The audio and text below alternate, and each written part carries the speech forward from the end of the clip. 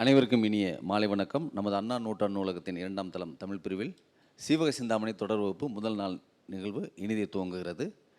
நமது அழைப்பினை ஏற்று சிறப்பு அழைப்பாளராக வருகை தந்துள்ள முனைவர் பா. ஜீவகன் உள்ளிட்ட அவையோரையும் நம்ம அண்ணா நூற்றாண்டு நூலகத்தின் உதவி நூலகர் மற்றும் தகவல் அலுவலர் திருவள்ளுவர் சு. மணிகண்டன் அவர்களையும் வருக என வரவேற்கின்றோம். தொடர்ந்து நிகழ்வில் பங்கு கொண்டு சிறப்பிக்க வந்துள்ள உங்கள் அனைவரையும் வருக என அன்போடு வரவேற்கின்றோம். நிகழ்வின் துவக்கமாக நமது அன்பின் வெளிப்பாடாய் நினைவு பரிசு வழங்கிட நமது நூலகத்தின் உதவி நூலகர் மற்றும் தகவல் அலுவலர் திருவள்ளுவர் சு. மணிகண்டன் அவர்களை அன்போடு அழைக்கின்றோம்.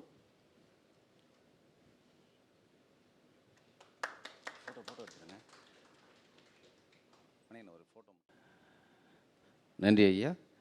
தொடர்ந்து நமது சிறப்பு அழைப்பாளர் அவர்களை பற்றிய ஒரு சிறு குறிப்பு வரைக திருவள்ளுவர் பாலமுருகன் ஐயா அவர்களை அன்போடு அழைக்கின்றோம். அனைவருக்கும் வணக்கம். இன்றைய சிறப்பு அழைப்பாளர் முனைவர் பா. ஜீவகன் அவர்கள் அரசு பள்ளி தலைமை ஆசிரியராக பொறுப்பு வகித்து வருகிறார்.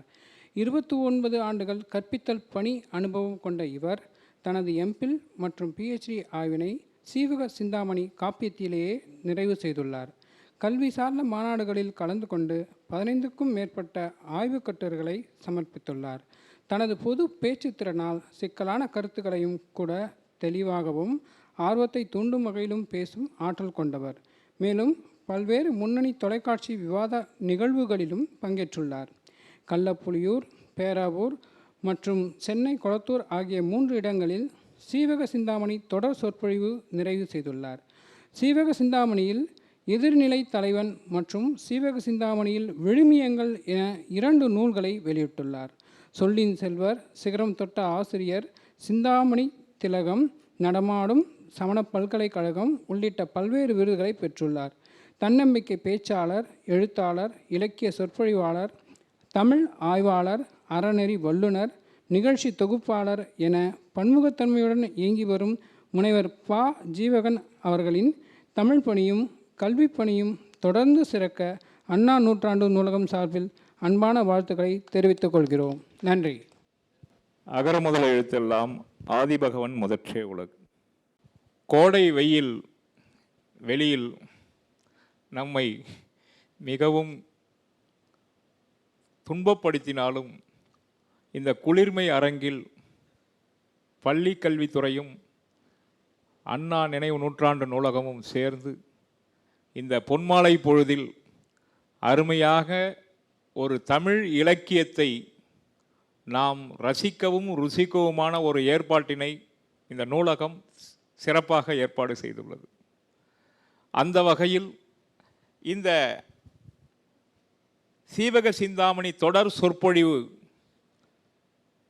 நிகழ்ச்சியை ஏற்பாடு செய்து நமக்கு வழங்கியிருக்கக்கூடிய தலைமை நூலகர் மரியாதைக்குரிய காமாட்சி அம்மையார் அவர்களே, இந்த 2ஆம் தளத்தினுடைய பொறுப்பாளர் நூலகர் சதீஷ் அவர்களே, மற்றும் இதற்கு உறுதுணையாக இருக்கக்கூடிய மரியாதைக்குரிய ரவி மற்றும் பாலகிருஷ்ணன் அவர்களே, இங்கே வருகை தந்து தங்களுடைய வருகையினால் இந்த தொடர் சொற்பொழிவிற்கு சிறப்பு செய்து கொண்டிருக்கக்கூடிய இலக்கிய சான்றோர் பெருமக்களே, இதை அழகாக புகைப்படம் எடுத்துக்கொண்டிருக்கக்கூடிய கலைஞர்களே, உங்கள் அத்துணை பேருக்கும் எனது பணிவான மாலை வணக்கத்தை முதலில் தெரிவித்துக் கொள்கிறேன். கல் தோன்றி மண் தோன்றா காலத்தே தோன்றிய தமிழ் என்ற ஒரு சிறப்பு வேற எந்த மொழிக்கும் இல்லாமல் நம்முடைய தாய்மொழியாம் தமிழுக்கு மட்டுமே உரியது. அந்த தமிழை இயல், இசை, நாடகம் என்று 3 துறைகளிலே வளர்த்த பெருமைக்குரியவர்கள் நம்முடைய தமிழ் சான்றோர்கள். தமிழ் இலக்கியத்திலேயே காப்பிய உலகம் தமிழ் மொழியினுடைய பொற்காலம். காப்பியம்தான் ஒரு மொழியை காப்பாற்றக்கூடிய மிகப்பெரிய அரும் பணியை செய்தது. காப்பியம் என்ற சொல் எப்படி வந்தது என்று சொன்னால், எந்த இலக்கிய படைப்பு மொழியை காத்ததோ அதற்கு காப்பு நூல் என்று முன்னோர்கள் பெயர் வைத்தார்கள். அந்த காப்பு நூல் என்ற சொல்தான் மருவி காப்பியம் என்று ஆனது. அந்த காப்பியங்கள் தமிழினுடைய பெருமையை, அருமையை, அதனுடைய இலக்கிய வளத்தை, இலக்கண நுட்பத்தை நமக்கு வழங்கிய அரும்பெரும் கொடையை தந்தது காப்பியங்கள். ஒரு காப்பியம்தான் படைப்பாளனுடைய முழு திறனையும் வெளிக்காட்டுவதற்கான ஒரு இலக்கிய அமைப்பு. வேறு எந்த இலக்கிய படைப்பிலும் படைப்பாளன் தன்னுடைய திறமையை, தான் சொல்ல வந்ததை, தான் கண்ட உலகை, தான் கண்ட பண்பாட்டு கலாச்சார பதிவுகளை, வரலாற்று நினைவுகளை முழுமையாக சொல்வதற்கான ஒரு வடிவம் காப்பியம். அதிலும் பெருங்காப்பியம் இன்னும் சிறப்பு. காப்பியங்களை பெருங்காப்பியம், சிறுங்காப்பியம் என்று பிரித்திருக்கிறார்கள் நம்முடைய முன்னோர்கள்.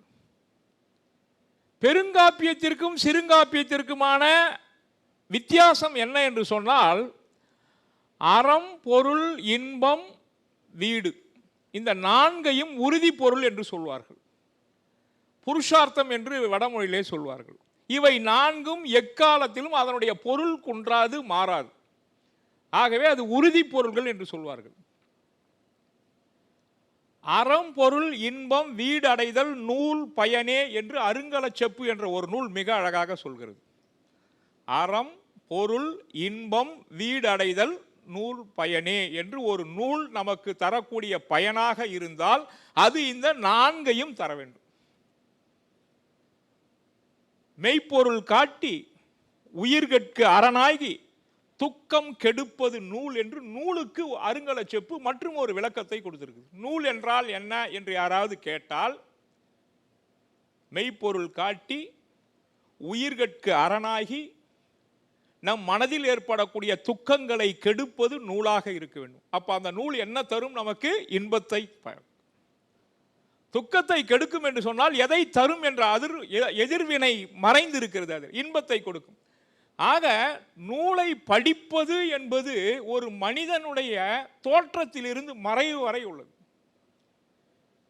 ஒரு உதாரணம் சொல்கிறேன். படிப்பினுடைய சுவையை பண்டிட் ஜவஹர்லால் நேருவின் மூலமாக நான் உங்களுக்கு சொல்ல விரும்புகிறேன். அவர் தொடர் பயணத்திலே பயணம் செய்வதற்கு 2 மணி நேரம் பயண நேரம் என்று சொன்னால் அவருடைய உதவியாளரிடம் 10 புத்தகங்களை எடுத்துன்னு வர சொல்வார், பெயரை குறிப்பிட்டு. உதவியாளர் கேட்பாராம், ஐயா 2 மணி நேரம் பயண நேரம், நீங்கள் 2 புத்தகங்களை படிப்பதே அந்த 2 மணி நேரத்தில் அதிகம், ஆனால் 10 புத்தகங்களை எடுத்துன்னு வர சொல்கிறீர்களே, இது ஏன் என்று கேட்டார். எனக்கு விளங்கவில்லை, நீங்கள் சொல்லுங்கள் என்று சொன்னார். அப்பொழுது பண்டிட் ஜவஹர்லால் நேரு ரொம்ப தன்னடக்கத்தோட பதில் சொன்னாராம், இந்த 10 புத்தகங்களை எழுதிய சான்றோர், அறிஞர் என்னோடு பயணம் செய்கிறார்கள், அவர்களோடு நான் இருக்கிறேன், அப்படித்தான் இந்த புத்தகங்களை நான் அவர்களுடைய முகமாக பார்க்கிறேன் என்று சொல்வாராம். அப்படி என்றால் அவர் அந்த புத்தகத்தை எப்படி நேசித்திருக்கிறார் பாருங்கள். படிப்பு என்ன பயன் தரும் என்று சொன்னால், இன்று நாம் தலை குனிந்து படித்தால் நாளை நாம் தலை நிமிர்ந்து வாழலாம். புத்தகம் என்பது ஏதோ ஒரு சாதாரண விஷயம் அல்ல. ஒரு படைப்பாளன் இந்த சமுதாயத்தை சீர்தூக்கி பார்த்து, இப்படித்தான் இந்த சமுதாயம் இருக்க வேண்டும், ஆனால் இப்படி இருக்கிறது என்று அவனுடைய உள்ள கிடக்கையை அறம் சார்ந்த விஷயங்களாக வழங்குவதுதான் நூல். 2000 ஆண்டுகளுக்கு முன்னால் சமண முனிவராகிய திருத்தக்க தேவர் எழுதி அருளிய ஒரு அற்புதமான பேர் இலக்கியம்தான் சீவக சிந்தாமணி. 2000 ஆண்டுகளுக்கு முன்னால் எழுதிய அந்த புலவன், அந்த கவிஞன், அந்த சமண துறவி தந்த மனநூல் இந்த சீவக சிந்தாமணி.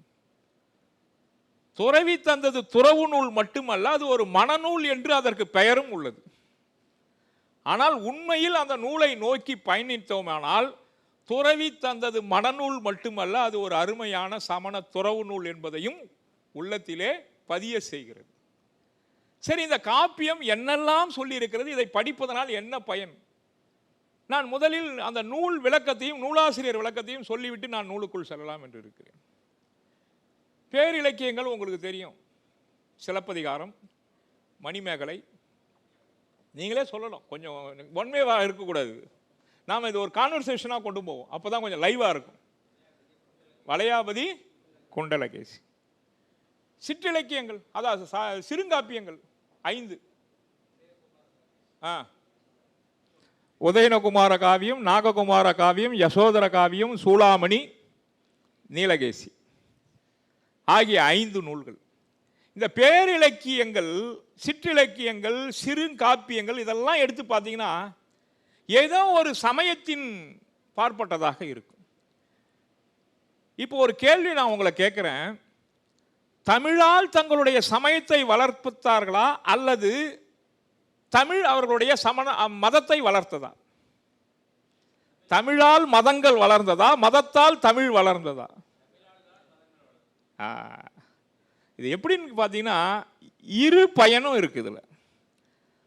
மதங்கள் அத்தனையும் தமிழை போற்றி வளர்த்தன, அந்த தமிழ் அவர்களுடைய மதங்களை வெளிக்கொணர்ந்தது. ஆக 2 முறையிலும் இது பயன் தரக்கூடியதாக இருந்தது. பேரிலக்கியங்கள், சிறுங்காப்பியங்கள் அத்தனையும் எடுத்து பார்த்தீர்களே, ஆனால் ஏதோ ஒரு மதத்தினுடைய கோட்பாடுகளை சொல்ல வந்தவர்கள் தமிழினுடைய அருமை பெருமைகள், பண்பாட்டு கலாச்சாரங்கள், வரலாற்று பதிவுகள், மனித வாழ்வினுடைய மகத்துவம், அன்றைய சமுதாயத்தில் புறையோடி போயிருந்த அழுகலாறுகள், அதை சீர்தூக்கி பார்த்து இப்படித்தான் இந்த சமுதாயம் இருக்க வேண்டும், ஆனால் இப்படி இருக்குதே என்று படம் பிடித்து காண்பிப்பது போல அந்த படைப்பாளன் அன்றைய சமுதாயத்தை பார்த்து இன்றைய சமுதாயம் இப்படி இருந்தால் சிறப்பாக இருக்கும் என்று அவன் கண்ட கனவு உலகத்தை தான் இந்த காப்பியம் நமக்கு வழங்கி இருக்கிறது. ஆங்கிலத்திலே ஒரு பழமொழி சொல்வார்கள், literature is the reflection of the time. காலத்தை வெளிப்படுத்தக்கூடிய ஒரு கண்ணாடி தான் காப்பியம். அது எழுந்த காலத்தினுடைய கண்ணாடி. 2000 ஆண்டுகளுக்கு முன்னாடி திருத்தக்கதேவர் சீவக சிந்தாமணி எழுதினார்னா அன்றைக்கு அந்த நாகரிகம், பண்பாடு, கலாச்சாரம், மனித வாழ்வு, அரசியல் நிலைமை, அரசருடைய நிலைமை இதெல்லாம் எப்படி இருந்ததுன்றத சொல்லிட்டு தான் அந்த காப்பியத்துக்குள்ள போறார். ஆகவே அன்றைய கால கலாச்சாரத்தை நமக்கு படம் பிடித்து காண்பிக்கக்கூடிய வரலாற்று பதிவு காப்பியங்கள். இந்த சீவக சிந்தாமணியினுடைய சிறப்பு என்ன அப்படின்னு பார்த்தீங்கன்னா, சிலப்பதிகாரம் அதுக்கு முன்னாடி சங்க இலக்கியம். தனி மனிதனுடைய வீரத்தையும் காதலையும் மட்டும் சொன்னது சங்க இலக்கியம். தொடர்நிலை செய்யுள் அல்ல. தொடர்நிலை செய்யுளாக வந்தது முதலாக சிலப்பதிகாரம் இல்லைங்களா? அதுலேயும் அரசர்களையும் தெய்வத்தையும் மட்டுமே காப்பிய தலைவனாக வைத்து பாடிய காலத்தில் குடிமக்களை தலைமை காப்பிய மாந்தர்களாக வைத்து இளங்கோவடிகள் செய்த ஒரு புரட்சி சிலப்பதிகாரம். குடிமக்கள் காப்பியம்னே அதுக்கு பெயர். கோவலன், கண்ணகி அவர்கள் இருவருமே மிக சிறந்த ஒரு சாவக நோன்பிகள், சமண மதத்தை தழுவியவர்கள். சமண காப்பியமாகிய இளங்கோவடிகள் அதை எப்படி படைத்தார் என்று சொன்னால், மதத்தினுடைய பெயரை மறைத்து ஒரு மனிதத்துவத்தை மேலே கொண்டு வந்த ஒரு காப்பியம் சிலப்பதிகாரம். அதனுடைய தொடர்ச்சியாகத்தான் சிலப்பதிகாரம், அதற்கு அடுத்தது இரட்டை காப்பியங்கள் என்று சொல்லக்கூடிய மணிமேகலை வந்தது. இந்த 2 காப்பியங்களுக்கு பிறகு எழுந்த காப்பியம் எது என்று சொன்னால் பெருங்கதை, கொங்குவேளியர் எழுதியது. அதன் பிறகு தோன்றிய காப்பியம்தான் இந்த சீவக சிந்தாமணி. இதனுடைய காலம் 7ஆம் நூற்றாண்டு. 7ஆம் நூற்றாண்டில் சீவக சிந்தாமணி காப்பியம் என்ன சொல்ல வந்தது அப்படின்னு பார்த்தீங்கன்னா, ஒரு தமிழில் ஒரு மிகப்பெரிய புதுமையை கொண்டாந்தார் சார் இந்த திருத்தக்கதேவர். என்னன்னா, இந்த சிலப்பதிகாரம், மணிமேகலை எல்லாமே ஆசிரியப்பாவில் நின்றுது. அதுக்கு முன்னாடி எது அதிகமாக பழக்கத்தில் இருந்ததுன்னா வெண்பா இருந்தது, ஆசிரியப்பா இருந்தது. ஆனால் விருத்தப்பா என்ற ஒரு புது பாவகையை தொடங்கி அதிலே முழுமையாக ஒரு காப்பியத்தை படைத்த புதுமை சிந்தனைவாதி நம்முடைய திருத்தக்கதேவர். விருத்தப்பாவில் அதுக்கு முன்னாடி காப்பியமே கிடையாது, முதல் காப்பியம். ஆனால் விருத்தத்திற்கோர் கம்பர் என்ற பெயர் பின்னால் கம்பருக்கு வந்ததற்கு காரணம், விருத்தப்பாவிலே மிக அதிகமான சந்த நயங்களை போட்டு கம்பனுடைய கவித்திறத்தை கவி சக்கரவர்த்தி மிக அற்புதமாக தன்னுடைய கம்பராமாயணத்திலே புகுத்தியதால் விருத்தத்துக்கோர் புலவன் கம்பன் என்ற பெயர் அவருக்கு கிடைத்திருக்கிறது. பெரியோர்களே, இந்த சீவக சிந்தாமணியினுடைய பெயர் காரணம். சீவக சிந்தாமணி, திருத்தக்கதேவர் தன்னுடைய நூலுக்கு வச்ச பெயர் சிந்தாமணி. எப்படி அப்புறம் சீவகன்ற வார்த்தை முன்னால் வந்தது என்றால், ஜீவகன் என்ற ஒரு காப்பிய தலைவன் பிறக்கும் பொழுது, அவன் சுடுகாட்டிலே பிறந்த செய்தியெல்லாம் உங்களுக்கு தெரிந்திருக்கும். அவன் பிறக்கும் பொழுது வானிலிருந்து ஒரு ஒளி தோன்றியது, ஜீவித்திருப்பாயாக என்று. அந்த ஜீவித்திருப்பாயாக என்ற வார்த்தையினுடைய முதல் தான் சீவக, ஜீவித்திருப்பாயாக. அந்த சீவக என்ற வார்த்தையை சிந்தாமணி சிதறலுற்றேன் என்று தன்னுடைய காப்பியத்திற்கு சிந்தாமணி என்று திருத்தக்க தேவர் பதிகத்திலே பாடியிருக்கிறார். அந்த சிந்தாமணி என்ற சொல், அதுக்கு என்ன சார் அர்த்தம்? சிந்தாமணினா என்ன சார்? நமக்கு தெரிஞ்சு நவரத்னம் தெரியும். சிந்தாமணின்னு ஒரு பெயர் எப்படி வந்ததுன்னா, அது தேவலோகத்தில் இருக்கக்கூடிய ஒரு மணி. அதை அணுகி யார் யார் எதை வேண்டுகிறார்களோ அதையெல்லாம் கொடுக்கக்கூடிய ஒரு அற்புதமான மணியினுடைய பெயர் சிந்தாமணி. அந்த சிந்தாமணியினுடைய சிறப்பை உணர்ந்து தன்னுடைய நூலுக்கு அவர் அப்படி ஒரு பெயர் வைத்திருக்கிறார். இது எங்க தேவர் பயன்படுத்தியிருக்கிறார்னா, சிந்தாமணியே கிடைத்தியால் அப்படின்னு ஜீவகனை தரையில படுக்க வச்சுட்டு, வானுரை தெய்வம் நீ மறைஞ்சு நில்லு, அவனுக்கு நல்ல வாய்ப்பு, நல் வினை உதயமாயிருக்கு, ஆகையினால நீ மறைஞ்சு நில்லு, அவனை எடுத்து போறதுக்கு கந்துக்கடன் ஒரு வணிகன் வருவான்னு சொல்லும்போது அவங்க மறைஞ்சிருப்பாங்க பாருங்க. அப்போ அந்த அம்மா காட்டில் சிங்கம், புலி, கரடி, முயல் எல்லா விலங்குகளும் ஊழையிடுற நேரத்தில் தன்னுடைய குழந்தைய, பெற்றெடுத்த குழந்தையை படுக்க வச்சுட்டு மரத்து முன்னாடி மறைஞ்சு நிற்கும் பொழுது அந்த திருத்தக்க தேவருக்கே மனம் பொறுக்கல.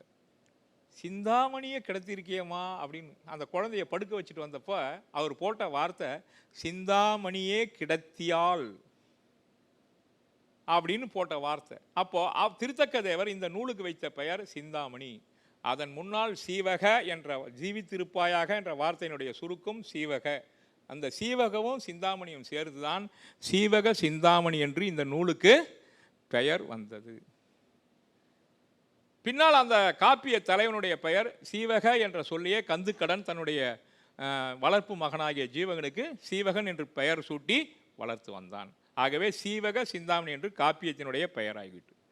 இந்த காப்பியத்தை எழுதின திருத்தக்க தேவர் 3145 பாடலை 13 இளம்பகங்களா 8 நாளில் எழுதி முடிச்சாராம் சார்.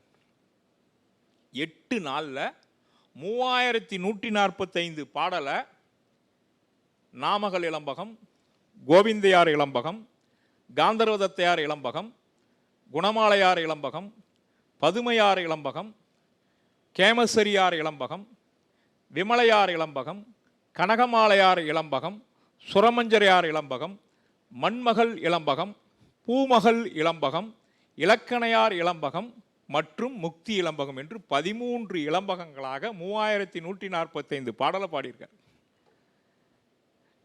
காப்பியத்தினுடைய உட்பிரிவு இளம்பகம்னு சொல்லியிருக்காங்க. சருக்கம்னு இருக்கும், பருவம்னு இருக்கும் இல்லைங்களா? ஆனால் இளம்பகம் என்ற ஒரு உட்பிரிவு இந்த ஒரு நூலில் தான் பார்க்க முடியும். பாரதத்தில் பார்த்தீங்கன்னா பருவம்னு பிரிச்சிருப்பாங்க. கம்பராமாயணத்தில் எப்படி பிரிச்சிருக்காருங்க கம்பர்? காண்டம். சிந்தாமணியில் இளம்பகம்னு பிரிச்சிருக்காரு. அப்போ இளம்பகம்னா என்ன சார் அர்த்தம்? அது ஒரு அர்த்தம் தெரியணும்ல. நாமகள் இளம்பகம் இன்றைய நிகழ்ச்சி. இளம்பகம்னா என்ன? இளம்பகம் என்றால் மாலை என்று பொருள். ஒவ்வொரு இளம்பகத்தையும் சீவகன் என்ற காப்பிய தலைவன் சூடியதாக நினைத்து அவன் அடைந்த அற்புதமான மணித்திரு மணிகளைத்தான் இளம்பகமாக பாடியிருக்கிறார். ஆக இளம்பகம் என்ற சொல்லுக்கு அர்த்தம் வந்துச்சு. தமிழில் 2 பேருக்கு தேவர்னு பட்டம். ஒன்று திருக்குறளை எழுதிய திருவள்ளுவர், தேவர்னு அவருக்கு ஒரு பட்டம். 2வது அந்த பட்டம் யாருக்கு உண்டுனா சீவக சிந்தாமணி எழுதிய திருத்தக்க தேவருக்கு அந்த பட்டம் உண்டு. பெரும்பாலும் சமணர்கள் இந்த இந்திய தேசத்திலே தோன்றிய பழம்பெரும் மார்க்கத்தில் ஒன்று. இந்து சமயம், புத்த சமயம், சமண சமயம் இதெல்லாம் இந்தியாவிலே தோன்றிய மதங்கள். அதில் சமணர்கள் தமிழுக்கு செய்தருளிய கொடைகள் எண்ணற்றவை. இலக்கணங்கள், இலக்கியங்கள், சிற்றிலக்கியங்கள், உரைநடை இலக்கியங்கள், நிகண்டுகள், பிரபந்தங்கள் என்று இன்னும் சொல்ல போனீங்கன்னா சிற்ப நூல், இசை நூல், ஜோதிட நூல்கள், இப்படி எல்லா வகையிலுமே அவர்கள் தமிழுக்கு செய்த கொடையை பார்த்தால் அளவிட முடியாதது. அந்த அளவிட முடியாத கொடைகளை முத்தமிழறிஞர் டாக்டர் கலைஞர் இப்படித்தான் ஒரு மேடையிலே சொன்னார். சமணர்கள் தமிழன்னைக்கு செய்த நூல்களை நீக்கிவிட்டு தமிழன்னையை பார்த்தால் தமிழன்னை வெறுமையாக இருப்பாள் என்று முத்தமிழறிஞர் டாக்டர் கலைஞர் சொன்னார். ஏனென்று சொன்னால் அத்தனை இலக்கண நூல்களையும் இலக்கிய நூல்களையும் படைத்து அருளிய பெருமைக்குரியவர்கள் சமணர்கள். பெரும்பாலும் அதில் துறவிகள், அதான் பியூட்டி. துறவிகளுடைய நோக்கம் என்ன? தன்னை மறந்து, இந்த உலகை மறந்து, தன்னுடைய ஆண்மனை கடைத்தேற்றி பிறவா நிலைக்கு போகணும். ஆனால் அவர்கள் இந்த தமிழிலே மிகப்பெரிய புரட்சி செய்திருக்கிறார்கள். தமிழ் அன்னைக்கு அணி செய்திருக்கிறார்கள். தமிழ் அன்னைக்கு மணிமேகலை, வளையாபதி, குண்டலகேசி இதெல்லாம் இருக்கு. இந்த சிந்தாமணி எங்க அணிகிற அணிகலன் அப்படின்னு பார்த்தீங்கன்னா தலை உச்சியில் அணியக்கூடிய அணிகள். சிந்தாமணியை அப்படிதான் சொல்லியிருக்காங்க, தலை உச்சியில் அணியக்கூடிய அணிகலன். அதுக்கு அது இப்படி பெயர் வந்தது. மேகலை எங்க அணிவாங்க சார்?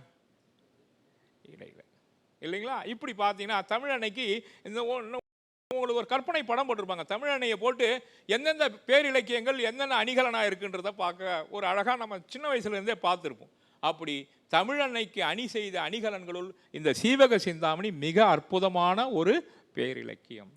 இதை எழுதியவர் உங்களுக்கு சொல்லியாச்சு, நூல் சொல்லியாச்சு. இதுக்கு உரை எழுதணும். என்னன்னா அந்த காலத்தில் நூலை எழுதுறவங்க உரை எழுத மாட்டாங்க. எந்த நூலுக்குமே அந்த நூலாசிரியர் உரை எழுதினதா சரித்திரம் கிடையாது. தமிழில் நூலாசிரியருக்கு இணையான ஞானமும் தமிழ் அறிவும் பெற்றவர்கள் உரையாசிரியர்கள். மூவை அரவிந்தன்னு ஒரு பெரிய அறிஞர், அவர் ஒரு நூல் எழுதியிருக்காரு. அந்த நூலுக்கு பெயரே உரையாசிரியர்கள். தயவு செய்து அந்த நூல் தமிழில் ஆர்வம் இருப்பவர்கள், தமிழை புரிந்து கொள்ள வேண்டும் என்று இருப்பவர்கள், மணிவாசகர் பதிப்பகம் வெளியிட்டிருக்கிறது மூவை அரவிந்தன் எழுதிய உரையாசிரியர்கள்.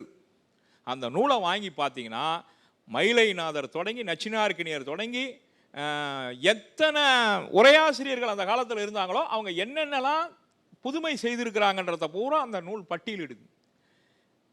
உரையாசிரியர்களுடைய நோக்கம் என்னன்னா, அந்த படைப்பாளன் எந்த நோக்கத்தில் இந்த கவி எழுதியிருக்கானோ அவனுடைய உள்ளத்துக்குள்ளே போய் உட்காந்து அதை நமக்கு தெரிவிப்பாங்க. உரையாசிரியர்கள் இல்லைன்னா நம்மால் கண்டிப்பாக தமிழ் இலக்கியங்களை படித்து முழுமையாக புரிந்து கொள்வது என்பது மிகப்பெரிய சிரமம், மிகப்பெரிய கஷ்டம்.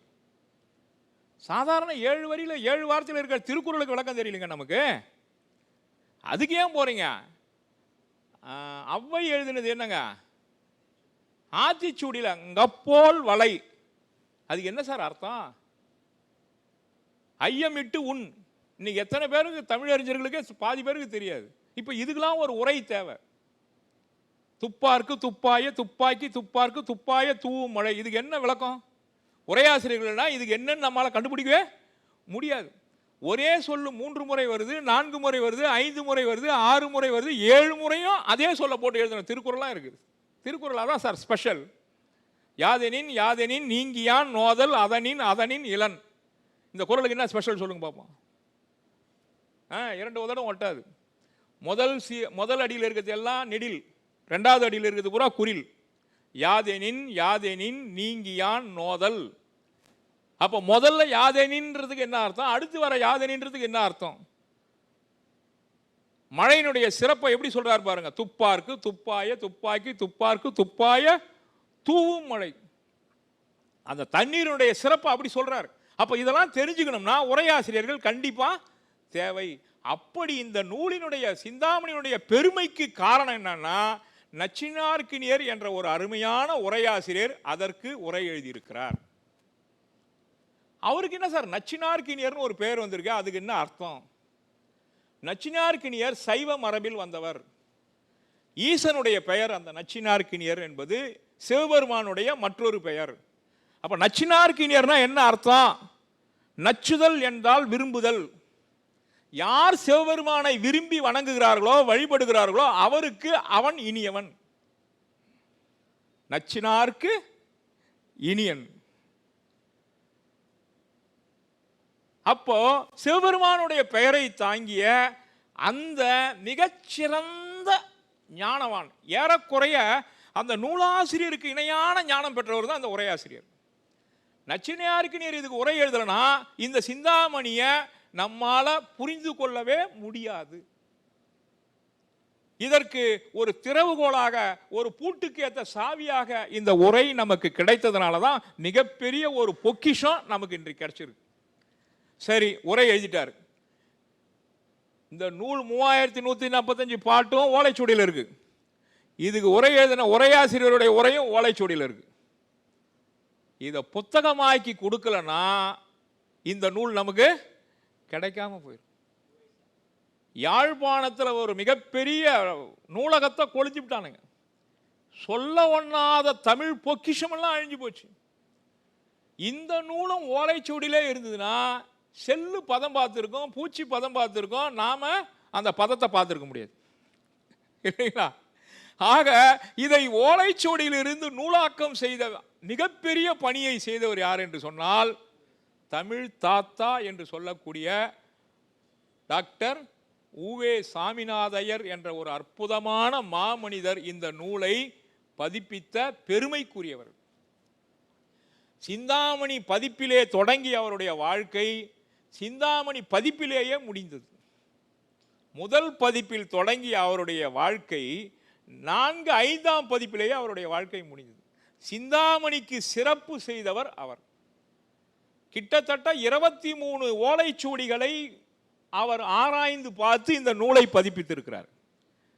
சமணம், சைவம், வைணவத்திற்குள்ளே மிகப்பெரிய பூசல் இருந்தாலும் கூட இது சமண நூல் என்று பார்க்காமல் தமிழ் நூல் என்று பார்த்த பெருமைக்குரியவர்கள் தான் நச்சினார்க்கினியரும் டாக்டர் உவே சாமிநாத ஐயரும். அவர்கள் 2 கண்களாக இருந்ததனால்தான் இந்த அழியாத மிகப்பெரிய ஒரு பொக்கிஷம் நமக்கு கிடைத்தது. 23 ஓலைச்சுவடியை தேடி சென்னையில் இருந்து அவர் கும்பகோணம் வரையிலும் நடந்தே போயிருக்கார் சார். யாருங்க? டாக்டர் உவேசா. இந்த சிறப்பு யாருக்கும் கிடைக்காது. ஒரு முறை உவே சாமிநாத ஐயர் இது சமண நெறிகளை சொல்ற நூல், அவர் வைணவர், இதுக்கு உரை எழுதியவர் சைவர். இந்த நூலை தமிழில் படிச்சுக்க முடிஞ்சே தவிர அந்த சமண கோட்பாடுகள் அவருக்கு அனுபவம் இல்லை. அதை தெரிஞ்சுக்கிறதுக்கு அவர் சமண ஊர்களில் இருக்கக்கூடிய பெரிய அறிஞர்கள்லாம் தேடி போய் அவங்க வீட்டு திண்ணையில் உட்காந்து அதை கற்றுக்கிட்டு அதன் பிறகு இந்த நூலுக்கு பதிப்புரை செய்திருக்கிறார். ஒரு பதத்துக்கு அர்த்தம் தெரியலனா கூட அதை அப்படியே நிப்பாட்டிட்டு சமணர்களை தேடி போயிருக்காரு. இதுக்கு என்ன சார் அர்த்தம் சொல்லுங்க அப்படின்னு. உதாரணமாக நற்காட்சி, நல்ஞானம், நல்லொழுக்கம் 3 மும்மணிகள் சமணத்தில் வருது. நற்காட்சினா என்ன தெரியலன்னா அவர் உடனே சமண ஊருக்கு போயிடுவார். போயிட்டு அங்கே இருக்கக்கூடிய சமண பெரியவர்களை கேட்டு பதிப்பிச்சிருக்காரு. நச்சினையார்க்கினியர் என்ன பண்ணார்? முதல்ல ஒரு உரை எழுதினார். உரை எழுதின உடனே முடிவு பண்ணிட்டார், இதை எடுத்து போய் காமிக்கணும்னு பார்த்தார். எங்கன்னா இந்த சமணர்களுக்கு ஒரு மடம் இருக்கு. சைவ வைணவத்துக்கு நிறைய மடங்கள் இருக்க மாதிரி சமணத்துக்கு மிகப்பெரிய ஒரு தலைமை இடமா திண்டிவனத்திலிருந்து செஞ்சுக்கு போகிற வழியில் மேல் சித்தாமூர் என்ற இடத்துல தலைமை பீடம் இருக்கு. இவர் உரை எழுதின உடனே சமண முறைப்படி நாம் உரை எழுதிடுமான்னு காண்பிக்கிறதுக்காக அங்கே போயிருக்காரு. அங்கே இருந்த பண்டிதர்களும் மடாதிபதிகளும் படித்து பார்த்துட்டு இதில் சமண கோட்பாடுகளுக்கு சரியான விளக்கம்னு நீங்கள் எழுதலை, அதனால் நீங்கள் இங்கே தங்கி சமண கோட்பாடுகளை படிங்க, அப்புறமா நீங்கள் உரை எழுதுங்கன்னார். நச்சினையார்க்கினியர் கொஞ்சம் கூட தன்னுடைய ஈகோ பார்க்காம அங்கேயே தங்கி சமண கோட்பாடுகளை முழுமையாக தெரிந்து கொண்ட பிறகு மீண்டும் ஒரு உரை எழுதினார். அந்த உரைதான் உவேசா பதிப்பித்திருக்கிறார்.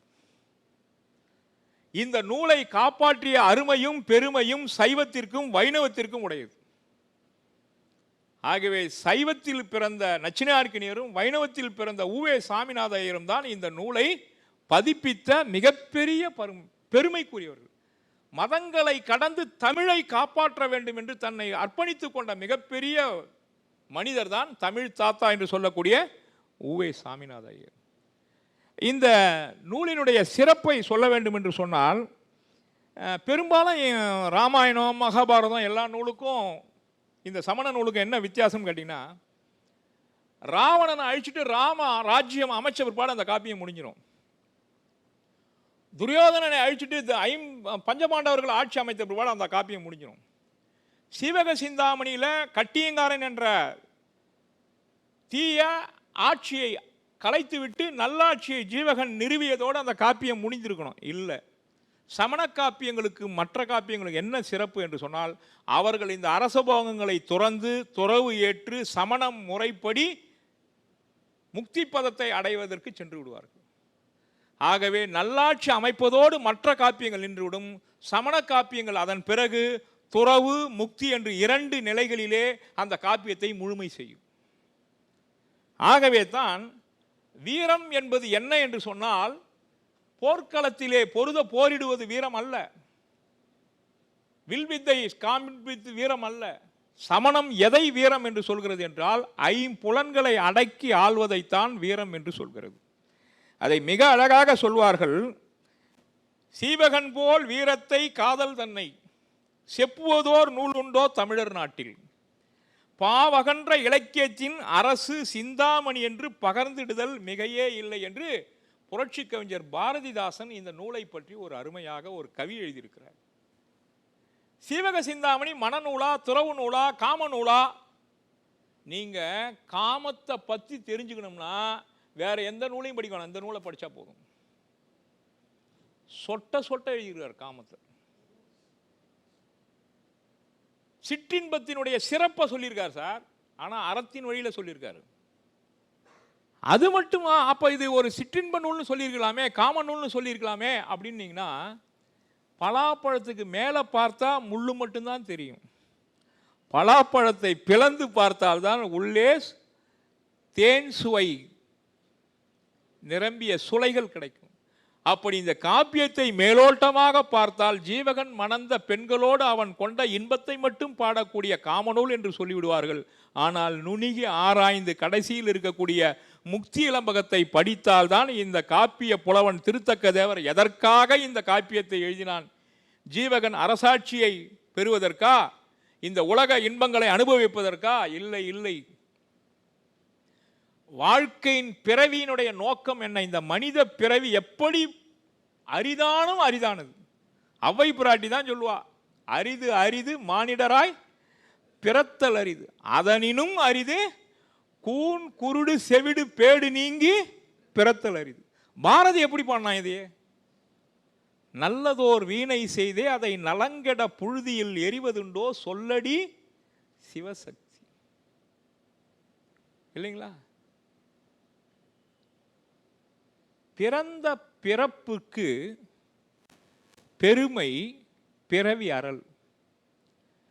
பிறந்த பிறப்பில் பிறவி அறலேல் எடுத்த பிறவியெல்லாம் வீணே. புரியுதுங்களா உங்களுக்கு? அப்ப இந்த மனித பிறவியினுடைய நோக்கம் என்ன? எல்லாத்தையும் அனுபவிக்கிறதா? சொத்து சுகங்கள் அனுபவிக்கிறதா? ராஜபோகத்தை அனுபவிக்கிறதா? பெண்களோடு கூடி இன்பத்தை அனுபவிக்கிறதா? இல்லை. இந்த 5 புலன் இன்பங்களை துறந்து ஆன்மனை கடத்தேற்றம் செய்து பிறவான் நிலையாகிய முக்தி பதத்தை அடைவதுதான் இந்த மனிதனாக பிறந்தனுடைய நோக்கம் என்பதுதான் சமணத்தின் தார்மீக மந்திரம் மட்டுமல்ல, சைவம் வைணவம் அதைத்தான் சொல்கிறது. அதை நோக்கித்தான் இந்த காப்பியமும் முக்தி அடைதலைத்தான் முழுமையான முடிந்த முடிவாக காப்பியம் நமக்கு உணர்த்துகிறது. இல்லைங்களா? ரைட். இந்த காப்பியம் இதில் ஒரு சில சிறப்புகளை மட்டும் சொல்லிடுறேன் நான். ஜீவகன் காம இன்பத்தில் திளைக்கிறான். அவனை துளையமாட விடுறாரு காமத்தில். 8 பெண்களை மணக்கிறான். 8 பெண்களை மணக்கிறான். இந்த மாதிரி எந்த காப்பியத்திலையும் கிடையாது. 8000 மனைவிகள் இருந்தாங்கன்னு சொல்லுவாங்க, 10,000 மனைவிகள் இருந்தாங்கன்னு சொல்லுவாங்க. ஆனால் 8 பெண்களையும் மணக்கிற மாதிரி அவர்களுடைய மனக்கோலத்தை காண்பிக்கிற ஒரு காப்பியம் இதுதான். ஆனால் ஒருவனுக்கு ஒருத்தி என்ற உத்தம கோட்பாட்டை வலியுறுத்துவ பிறந்தது தான் எந்த காப்பியம்? எந்த காப்பியம்? ராமாயணம். ஒருவனுக்கு ஒருத்தி என்ற. ஆனால் அயோத்தி அரசருக்கு தசரத மகாராஜாவுக்கு எத்தனை திருமணங்க? கணக்கு தெரியாது. ஆனால் ராமபிரான் உத்தம குலத்தில் பிறந்ததனால் அவன் ஒரே ஒரு பெண்ணைத்தான் மணந்தான். அதை நமக்கு முன்னுதாரணமாக காண்பித்தான். 2000 ஆண்டுகளுக்கு பிறகும் சீதா பிராட்டி ஏன் ராமனோடு காட்டுக்கு சென்றால், ஏன் லக்ஷ்மணனும் பரதனும் அண்ணன் காட்டிற்கு சென்றவர்கள் தன்னுடைய ஆசாபாசங்களை துறந்து நின்றார்கள்? ஏன் தன்னை தியாகியாக மாற்றிக்கொண்டார்கள் என்று சொன்னால் ராமன்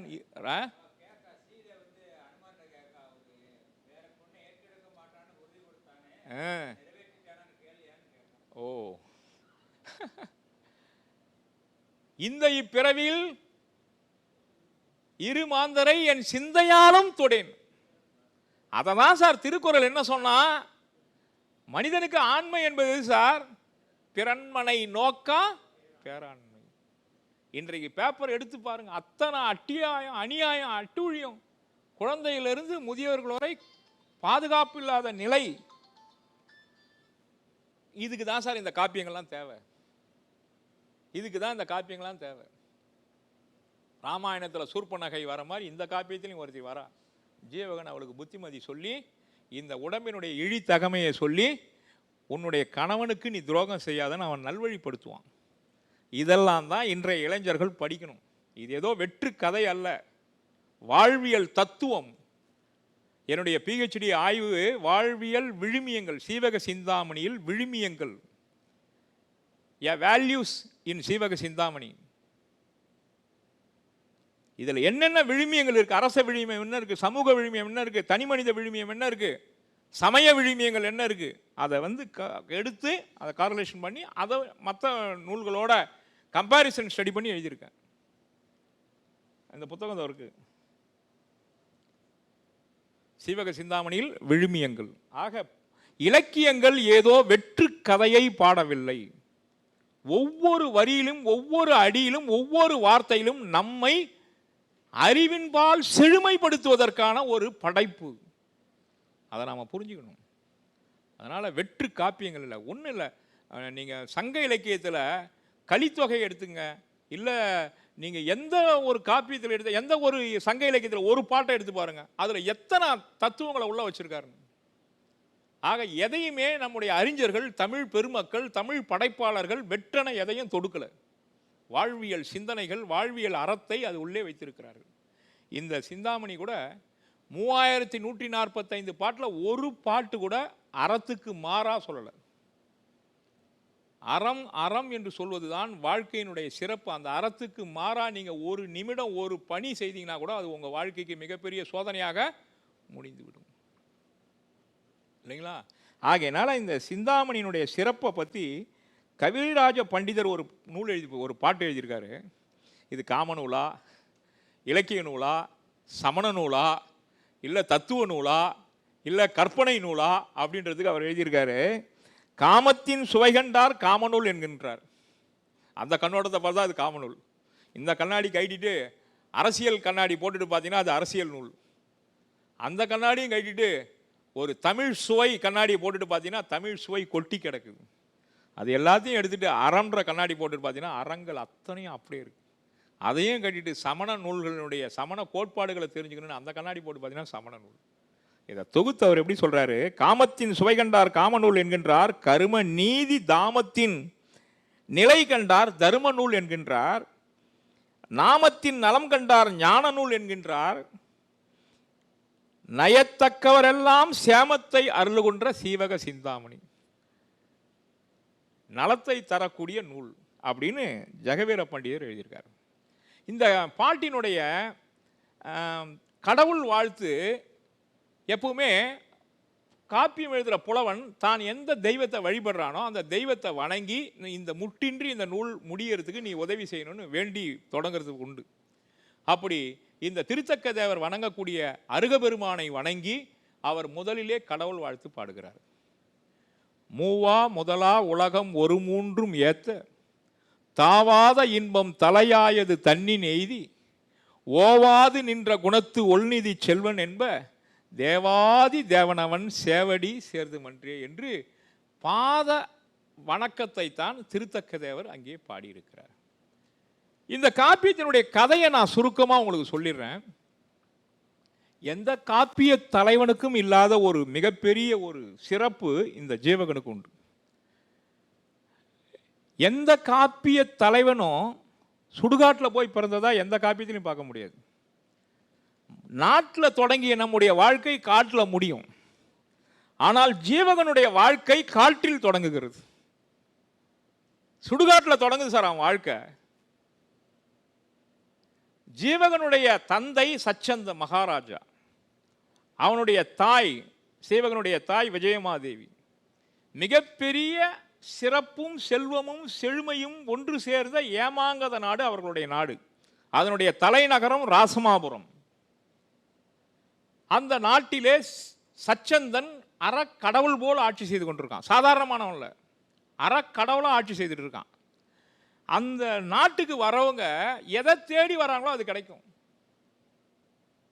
கல்வி என்ற அறத்தை, கல்வி என்ற நலத்தை பெற வேண்டும் என்று சொன்னால் கல்வி அங்கே கிடைக்கும். நிலையில்லாத செல்வம் என்ற பொருளை தேடி போகணும்னா அதுவும் அங்கே கிடைக்கும். தவம் புரியறதுக்கு ஏற்ற இடம்னு அங்கே போனீங்கன்னா தவம் புரியலாம். தானம் செய்யறதுக்கு நல்ல இடம்னு போனீங்கன்னா அங்கே தானம் நடக்கும். இப்படி அந்த சச்சந்த மகாராஜா அறத்திலே தருமர் போல இருக்கானாம், தருமனை போல இருக்கிறானாம், அறக்கடவுளாக இருக்கிறானாம். இப்படி சமண காப்பியமாக இருந்தாலும் சைவ வைணவ தெய்வங்களினுடைய சிறப்பை சொல்லி சொல்லி போயிருக்கார் நெடுக்க. அதுதான் மிகப்பெரிய சிறப்பு. ஜீவகனை செவ்வேல்னு சொல்லுவார், முருகனுக்கு இணையாக சொல்லுவார். இப்படி சொல்லிட்டு போகிறவர் சச்சந்த மகாராஜா விஜயமாதேவியை திருமணம் செய்த பிறகு இவனுடைய அறிவு நலங்கள் எல்லாம் காமத்திலே மூழ்கி விடுகிறது. தன் மனைவியின் மீது கொண்ட காமத்தினால அவளோடு அந்தப்புறத்திலே இருந்துடுறான், அரசாட்சி கிட்ட போகல. ஒரு அரசன் தன்னுடைய கடமையை கண்ணென நினைக்கணும், உயிராக நினைக்கணும். ஏன்னா மன்னர் தலைத்தே இந்த உலகம். மன்னருக்கு உயிரும் நீரும் எதுனா நாட்டு மக்கள். நாட்டு மக்களுக்கு நீரும் உணவும் எதிரானா மனிதன், மன்னனுடைய சிறப்பு. இப்படி இருந்த வாழ்க்கையில மனித மக்களை மறந்து, அரச கடமையை மறந்து அந்தப்புறத்திலேயே விஜயமாதேவியின் மீது தொடர்ந்து இன்பம் அனுபவிப்பதற்காக காமத்திலே மூழ்கி விடுகிறான். அப்போ காமத்துல மூழ்கின உடனே ஏன் அந்த அளவு காமத்துல மூழ்கிறான்னா, அது திருத்தக்க தேவர் விஜயமாதேவியினுடைய அழகா அப்படி சொல்லிட்டு போவார். ஏன்டா இந்த அம்மாவுடைய அழகை இப்படி பாடி போறாருன்னா, அழகை அதிகமா சொல்ல சொல்லதான் அந்த அழகை அவன் பயங்கர மாதிரி கொண்டாந்து நிறுத்த முடியும். அதற்காக விஜயமாதேவியினுடைய அழகை பயங்கரமா சொல்லிட்டு போவார். மற்ற பெண்களுடைய வர்ணனைலாம் வருது, இருந்தாலும் விஜயமாதேவியினுடைய அழகை மிகப்படுத்தி சொல்லியிருக்காரு. அந்த அழகில் மயங்கினவன் அவளை விட்டு பிரிய முடியாம அந்த புறத்துல இருந்து அரசாட்சி கூட வர முடியல அவனால. ஆசை 3 விதமா சொல்லுவாங்க. ஆசை 3 விதம்: மண்ணாசை, பெண்ணாசை, பொன்னாசை. இந்த 3த்துல எது சார் ஒஸ்ட்? 3மே ஒஸ்ட் இல்லைங்களா? இந்த 3 ஆசையினால தான் இன்றைக்கு நாட்டில் நடக்கிற அத்தனை என்ன நிலவரத்துக்கும் பின்பலம் என்னன்னா இந்த 3 ஆசையாக தான் இருக்கும். நீங்கள் எதை வேணாலும் எடுத்துகிட்டு போங்க, மலையை உடைக்கிறான், ஆற்றை திருடுறான், எல்லாத்துக்கும் காரணம் எதிரானா இந்த 3 ஆசை தான் பேஸ். அப்போ மண்ணாசை, பெண்ணாசை, பொன்னாசை, இந்த 3ல் மிக மிக மோசமான ஒரு ஆசை எதிரானா காப்பியங்களை எடுத்து பார்த்தீங்கன்னா, பாரதத்தில் தொடங்கி கம்பராமாயணத்தில் தொடங்கி எந்த காப்பியத்தை எடுத்தாலும் இந்த 3 ஆசையினால விழுந்து போகிற காப்பிய தலைவனை தான் பார்க்கலாம். நீங்கள் மண்ணாசையால் துரியோதனன் விழுந்தான், பெண்ணாசையால் ராவணன் விழுந்தான், இல்லைங்களா? அதுக்கு எதிராக பாருங்க, தர்மன் உண்மையை பேசி நின்னான், ராமன் மிகச்சிறந்த ஒரு பொதுநலவாதியாக வாழ்ந்தான். உண்மையை பேசுறதுக்குனே ஒரு காப்பியம், வாய்மையினுடைய சிறப்பை சொல்றதுக்கு ஒரு காப்பியம். அந்த காப்பிய தலைவன் யாருங்க? ஹரிச்சந்திரன். அருமையா சொன்னீங்க பாருங்க, ஹரிச்சந்திரன். ஹரிச்சந்திர மகாராஜாவை ஏன் அப்படி படைச்சாருன்னு கேட்டீங்கன்னா, உண்மைதான் இந்த நாட்டில் நிலை பெறணுன்றதுக்காக ஒரு காப்பியம் படிச்சார் சார். அதுபோல இந்த காப்பியத்தில் சச்சந்தன் காமத்தில் மூழ்கி போறான். அறக்கடவுளாக இருந்தவன் முதல்ல தூக்கி நிறுத்துறார் அவனை. விஜயமாதேவி கல்யாணம் ஆன பிற்பாடு அப்படியே வாங்கிட்டார், அந்த புறத்துக்கே போகல. அப்போ அமைச்சர்கள்லாம் கூப்பிட்டு இந்த அரசாட்சி நீங்கள் வச்சுங்கடா, நான் ஏதாவது தப்பு பண்ணிட போகிறேன். எப்படி பாண்டியன் நெடுஞ்செழியன் ஆராயாமல் தீர்ப்பு சொல்லிட்டா இல்லைங்களா சிலப்பதிகாரத்தில்? ஒரு எழுத்து, என்ன எழுத்து சார்? ஒரு எழுத்து. கொண்டு அச்சிலம்பை கொணர்கன்னு சொல்றதுக்கு பதிலாக என்ன பண்ணிட்டான்? கொன்று அச்சிலம்பை கொணர்கன்னு சொல்லிட்டான். ஒரு எழுத்து மாறினதுனால அவன் அந்த குலத்துக்கே தீரா பழி ஆயிட்டான். அதனால யானோ அரசன் யானே கல்வன் கெடுக என் ஆயுள்னு விழுந்துட்டான். இந்த காமத்தில் திளைத்ததுனால அவன் இந்த அரசாட்சி நாம செய்தால் தப்பு வந்துட போகுது அப்படின்ட்டு என்ன பண்ணுறான், இந்த அமைச்சர்களை கூப்பிட்டு கேட்குறான், இந்த அரசாட்சி கொஞ்ச நாள் நீங்கள் யாராவது பார்த்துங்க. கற்றறிந்த அமைச்சர்கள் இருக்காங்க. நிமித்தகன், உருத்திரதத்தன், தர்மதத்தன், கட்டியங்காரன் 4 பேர் இருக்காங்க. முக்கியமான ஆள் நிமித்தகன், உருத்திரதத்தன், தர்மதத்தன், கட்டியங்காரன். இந்த 3 பேர் ரொம்ப அதிகமாக படித்தவங்க. கட்டிங்காரன் எக்ஸப்ட். கட்டிங்காரன் அவ்வளோ படிக்கல, ஆனால் வீரம் பொருந்தியவன், பல பொருளுக்கு வெற்றி தேடி தந்தவன். இந்த 3 பேர் என்ன பண்ணிட்டான், கூப்பிட்டு ராஜா அந்த காலத்தில் மாதிரிலாம் அப்படி கிடையாது, 6 அறிவுடைய அரசனாக இருக்கிறவன் நீ, மனிதனாக இருக்கிறவன் நீ, காமத்துக்காக அரசாட்சியை ஒப்படைக்கிறியே, நீ 1 அறிவுடைய மனிதன் ஆகிட்டடான்றான். அது மட்டும் இல்லை, இந்த நிமித்தகன் சொல்கிறான், ஒருவர் மீது கொற்றம் வைப்பின், கொற்றம்னா அரசாட்சி, ஒருவர் மீது கொற்றம் வைப்பின் நிலம் திரு நீங்கும் என்று நிமித்தகன் நெறியில் சொன்னான்னு திருத்தக்கதவர் எழுதுறார் பாட்டில். ஒருவங்கிட்ட நீ அரசாட்சி ஒப்படைச்சினா உங்ககிட்ட இருக்கக்கூடிய செல்வமும் உங்ககிட்ட இருக்கிற புகழும் உன்னை விட்டு போயிடுண்டான்ட்டான். அதனால அரசாட்சி மட்டும் கொடுக்குற வேலை வச்சுக்காதன்ட்டான். இவன் 3 பேரும் வாங்க மாட்டேன்ட்டான். அரசாட்சி கொடுக்குறாரு, வாங்க மாட்டேன்ட்டான். என்ன பண்ணுறாரு, இது ஒன்றும் புரியல. கடைசி சான்ஸு கட்டிங்காரன். அவனை கூப்பிட்டாரு, இங்கே வாடா. அவன் ராஜாவினுடைய வாழ்க்கை தான் தன்னுடைய வாழ்க்கையை நினச்சி வாழறவன். அவர் சொன்னால் ஒபே த ஆர்டர் தான் அவனுக்கு.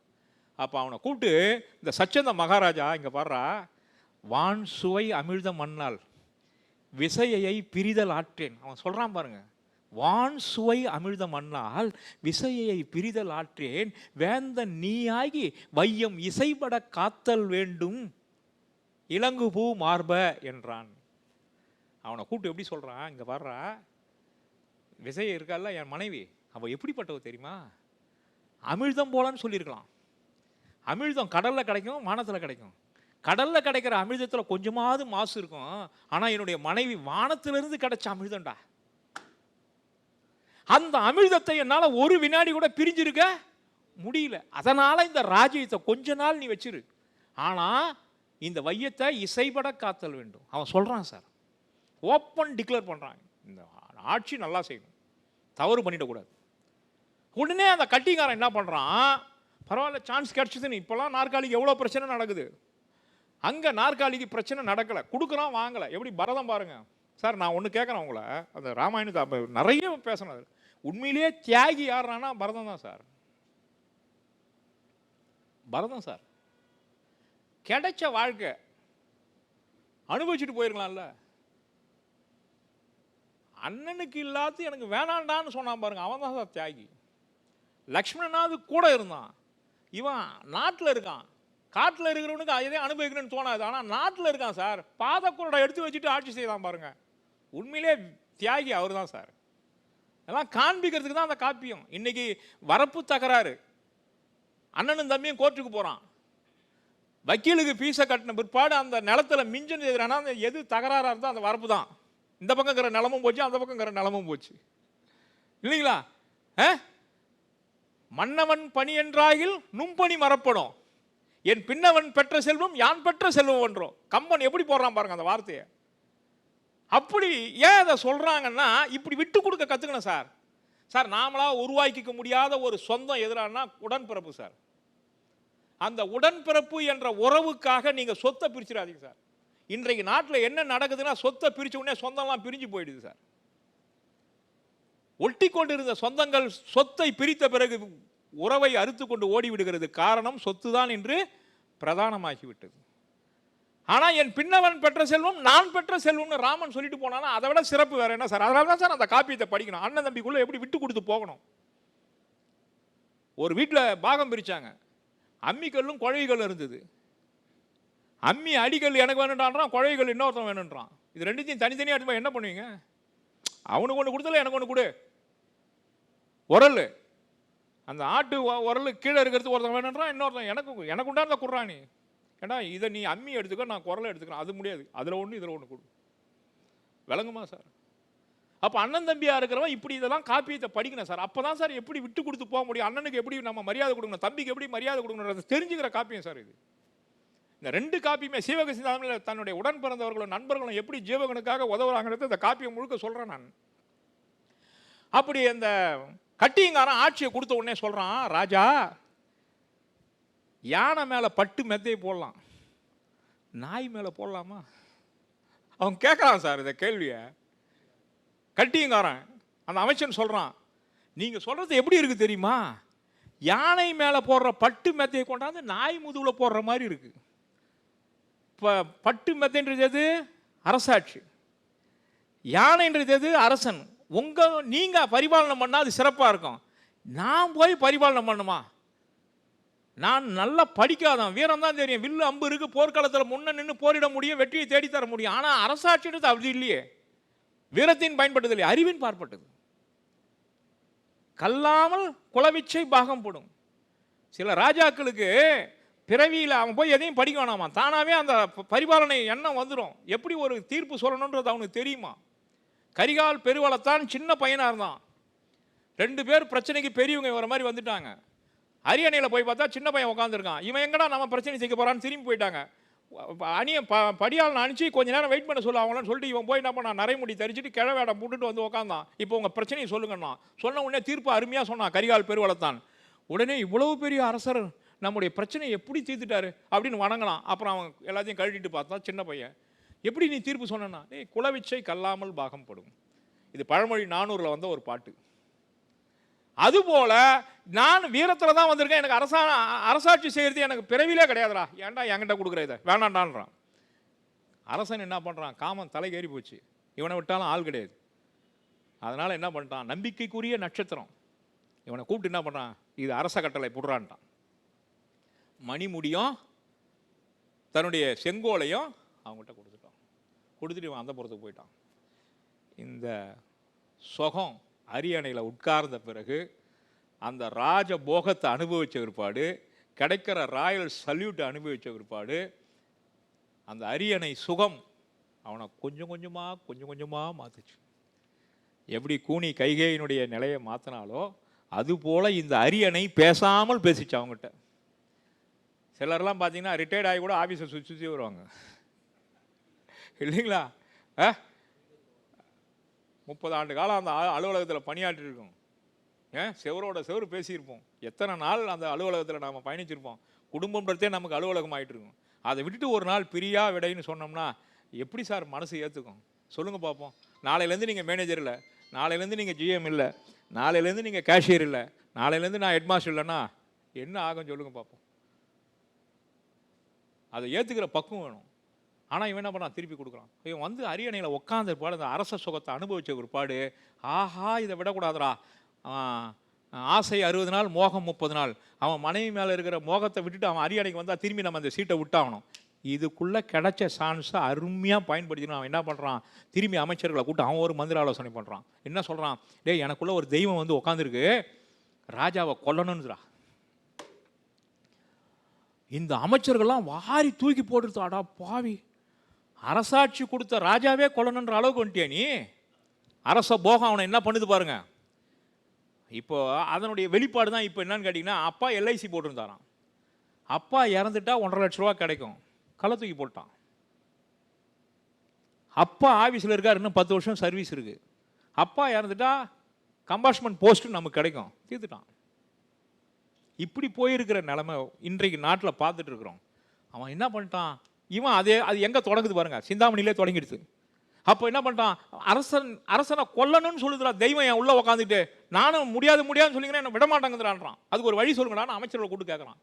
எப்படி பார்த்தீங்களா? கொல்றதுக்கு ஒரு ஆலோசனை நடக்குது.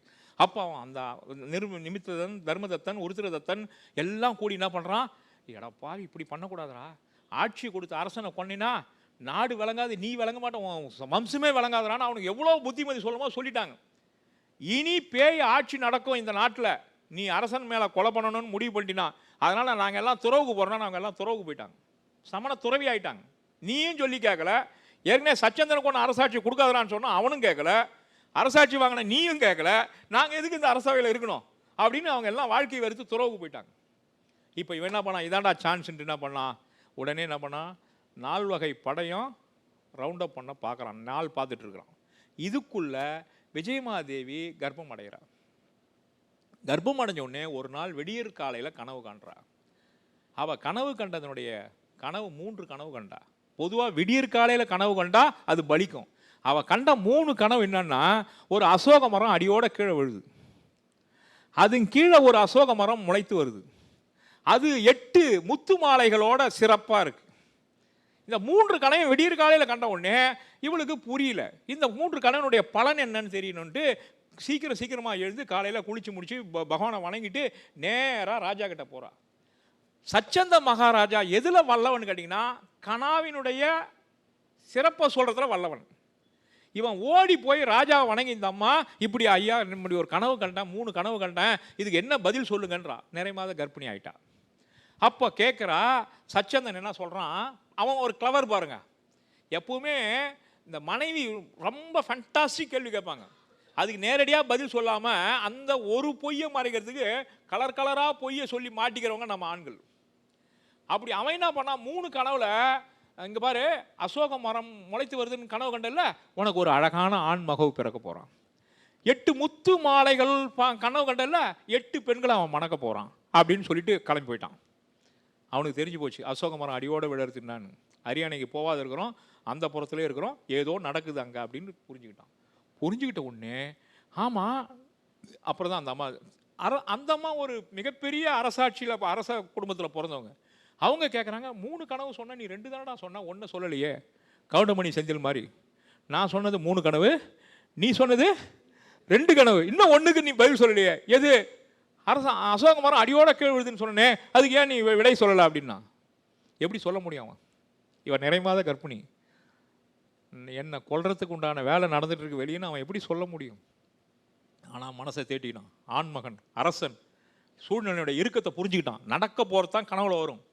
எல்லா காப்பியத்திலுமே பின்னாடி என்ன நடக்குதோ அதை கனவுல முன்னாடி கொண்டாந்துருவான். சிலப்பதிகாரமாக இருந்தாலும் சரி, சிந்தாமணியாக இருந்தாலும் சரி, கம்பராமாயணமாக இருந்தாலும் சரி, எல்லாமே கனவின் மூலமாக பின்னாடி நடக்கிறத முன்கூட்டி சொல்லிடுவாங்க. அப்படி சிந்தாமணியில் என்ன நடக்க போதோ இந்த 3 கனவுல வச்சு திருத்த கதைவர் சொல்லிட்டார். அதில் முதல் கனவு அசோக மரம் அடியோட விழுது. அதுக்கு என்ன பதில்னு கேட்குறா விஜயமாதேவி. சிரிச்சுக்கிட்டே சொல்கிறா. அவன் இந்த 3 கனவை எப்படி வந்து கேட்குறாராம், பாலன சில்லன தேன் சுவை காற்றன கனாமொழிகின்றாள். தான் கண்ட கனவை சிரிச்சுக்கிட்டே ஒரு அழகான இளமையான தமிழ் மொழியில் சந்தோஷத்தோடு அவள் போய் கேட்குறாளாம், துள்ளி குச்சிட்டு போய், இந்த கனவு ஏதோ நல்லதுக்கு தான் வந்திருக்கு அப்படின்னு. ஆனால் அசோக மரம் அடியோடு விழுதுன்றா. இதான் சார் கிளைமேக்ஸ். காப்பியத்தில் என்ன நடக்க போதோ அதை கணவன் மூலமாக கொண்டாந்து நிறுத்திட்டார். அப்போ அவன் சொல்ல முடியாமல் அவன் திருப்பி கேட்குறான். அப்போ சொல்கிறான், அந்த அசோக மரம் அடியோடு விழுகிறது என்பது என் நலன் பார்ப்பட்டது.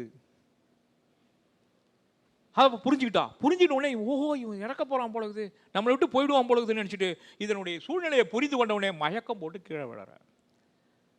அப்போ தூக்கி நிறுத்தி, ஆகமத்தை எல்லாம் படித்த, அருகன் சொன்னதையெல்லாம் படித்த நீ இப்படி கனவை போல் மெய்யென்று நம்பலாமா அப்படின்னு சொல்லி அவளை ஒரு மாதிரி தேற்றி அரியணையில் கொண்டாந்து உட்கார வைக்கிறான், அரண்மனையில் கொண்டாந்து உட்கார வைக்கிறான்.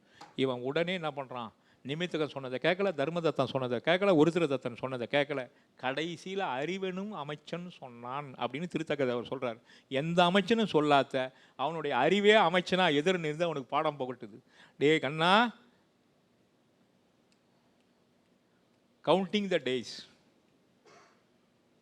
உடனடியாக நீ என்ன பண்ணுற, உன் மனைவியை காப்பாற்றுற வழியை பார். ஏன்னா நிறைமாத கர்ப்பிணி, அவள் வயிற்றில் கரு வளர்ந்துட்டுருக்கு, உன்னுடைய குல வாரிசு வளர்ந்துட்டுருக்கு. சன நேரத்தில் போர் நகரலாம். நீ உன்னுடைய மனைவியை காப்பாற்றுன்னு சொன்ன உடனே அறிவனும் அமைச்சன் சொன்னான். திருத்தக்க தேவர் அப்படி தான் போடுறாரு. கடைசியில் நம்ம எது சொல்லியும் கேட்க மாட்டோம், நம்ம அறிவு என்ன சொல்லுதோ அதை தான் கேட்போம். அந்த இடத்துல சொல்கிறார், அறிவனும் அமைச்சன் சொன்னான்னு சொல்கிறார். அப்போ உடனே அவன் என்ன பண்ணுறான், மனைவியை காப்பாற்றுறதுக்கு அழகான ஒரு தேவ தச்சனை கூப்பிட்டு அழகாக ஒரு மயில் பொறி செய்கிறாரு. அந்த காலத்தில் விமானம் எப்படி இயங்கணுன்றதுக்கு அவர் தான் முன் வடிவம். கற்பனையில் கண்டது தான் பின்னால் அறிவியல் வடிவமாகுது.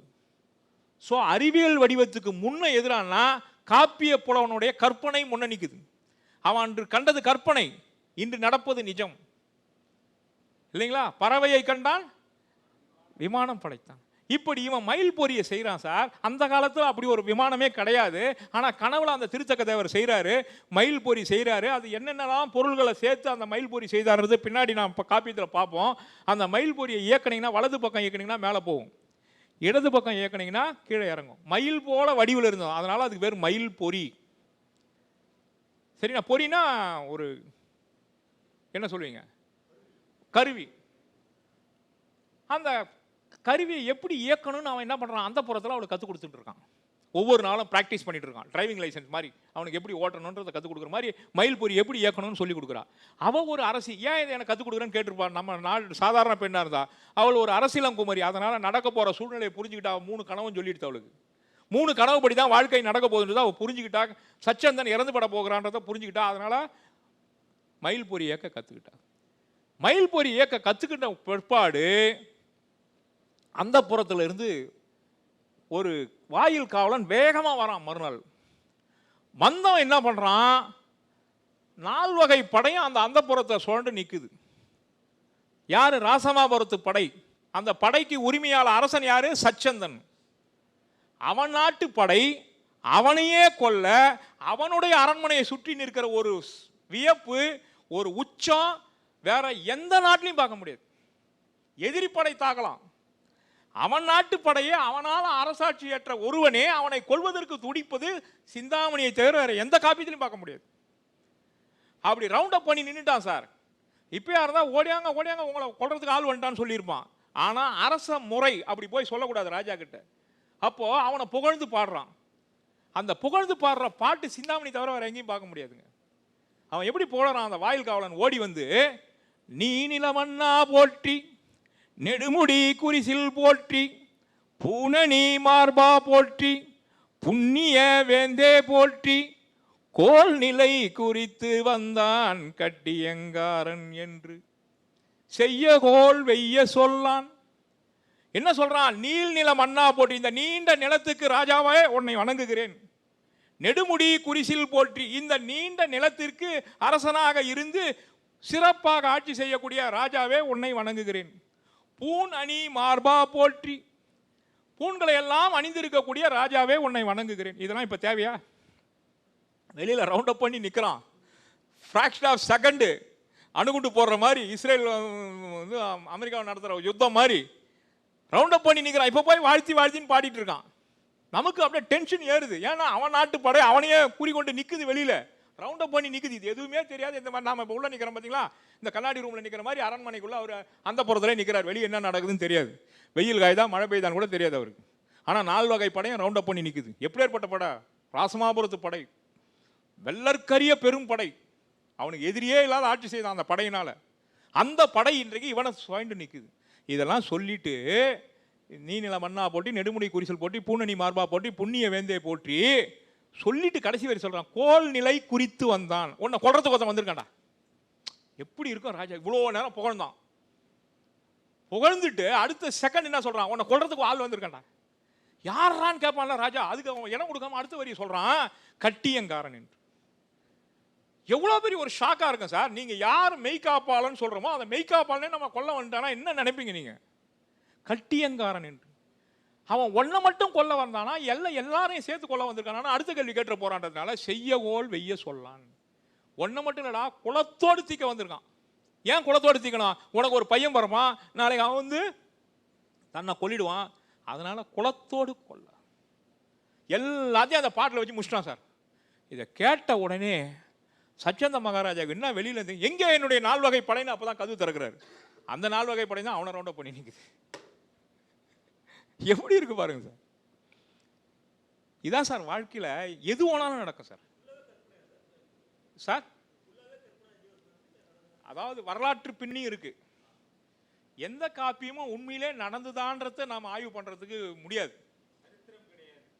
சரித்திர பின்னணியோடு சேர்த்து தன்னுடைய கற்பனையும் வாழ்வியல் சிந்தனைகளையும் சேர்த்து செய்த கலவை சார். இப்படி ஒரு சச்சந்த மகாராஜான்னு ஒருத்தன் இருந்தானா, அவனுக்கு மகன் ஜீவகன் இருந்தானா, இப்படி ஆராய்ச்சி பண்ணி போனோம்னா இதுக்கு வந்து எவிடன்ஸ் கிடையாது நம்மகிட்ட. அதனால ஆனால் அதுக்கு வரலாற்று பின்னணி இருக்கு. என்னன்னு கேட்டீங்கன்னா, இந்த சச்சந்தனுடைய மகன் ஜீவகன் எப்போ வாழ்ந்தான்னு கேட்டீங்கன்னா, 24வது தீர்த்தங்கராக இருக்கக்கூடிய பகவான் மகாவீரர் காலத்தில் வாழ்ந்தான். அவர்கிட்ட தான் இவன் தீட்சை பெற்று துறவுக்கு போகிறான். ஜீவகனுடைய ஆசிரியர் அச்சனந்தி அடிகளும் அதே மகாவீரருடைய சமவசரணத்தில் போய் இணைகிறார். ஆகையினால இதுக்கு எவிடன்ஸ் என்னடான்னா, தீர்த்தங்கராகிய 24வது தீர்த்தங்கராகிய பகவான் மகாவீரர் காலத்தில் இந்த காப்பிய தலைவன் வாழ்ந்தான் என்ற ஒரு வரலாற்று பின்னணி இருக்குது. ஆமாம், நிகழ்வுகள் வந்து எப்பவுமே சார் கற்பனை கலந்தாதான் சார் அது காப்பியம். நிகழத்தை அப்படியே எழுதக்கூடாது. அதுக்கு பேர் இலக்கியத்தில் மீவியல் புனைவுகள்னு சொல்லுவாங்க. மீவியல் புனைவுகள்னா என்னன்னா இயற்கைக்கு மாறான புனைவுகள்னு அர்த்தம். அது உண்மையிலே நடந்துதா? நீங்கள் எல்லாத்தையுமே லென்ஸ் வச்சு பார்த்தீங்கன்னா காப்பியத்தை படித்து சுவைக்க முடியாது. அவன் என்ன சொல்லியிருக்கானோ அதுக்குள்ளே போகணும். என்ன பிஹெச்டி ஆய்வு வைவா நடக்குது. நான் என்னுடைய வாழ்க்கையில் நடந்த நிகழ்ச்சியை சொல்கிறேன். வைவா நடக்குது. மயிலம் தமிழ் கல்லூரியில் தான் பிஹெச்டி பண்ணுறேன் நான். அப்போது எம்ஏ ஸ்டூடெண்ட்ஸ்லாம் உள்ளே உட்காந்துருக்காங்க, ப்ளஸ் ஸ்காலர்ஸ் எல்லாம் உட்காந்துருக்காங்க. நான் என்னுடைய தீசஸை பற்றி எல்லாத்தையும் சொல்லி முடிச்சிட்டேன். இப்போ கேள்வி நேரம். யார் வேணாலும் கேள்வி கேட்கலாம். என்ன நான் பதில் சொல்லணும் அந்த காப்பியத்துலேருந்து. அப்போ ஒரு எம்ஏ ஸ்டூடெண்ட் ஒரு பெண்ணு எழுந்து கேட்டால், ஏன் சார் சீவகன் ஏன் 8 பெண்ணை மணந்தான்? ஏன் 7 மணந்துருக்கூடாது? ஏன் இல்லை 10 மணந்துருக்கூடாது? அது ஏன் 8 பெண்ணை மணந்த மாதிரி நீங்கள் ஒரு முடிவுக்கு வந்தீங்க அப்படின்னு என்னை கேட்டாங்க. ஏன் அதுக்கு ஒரு காரணம் சொல்லுங்கன்னு கேட்டாங்க. இப்போ நீங்கள் என்ன பதில் சொல்லுவீங்க? சீவகன் ஏன் 8 பெண்ணை மணந்தான்? 7 பெண்ணு மணந்திருக்கலாம், 5 பெண்ணை மணந்திருக்கலாம், இல்லை 9 பெண்ணை மணந்திருக்கலாம். Sir excellent sir.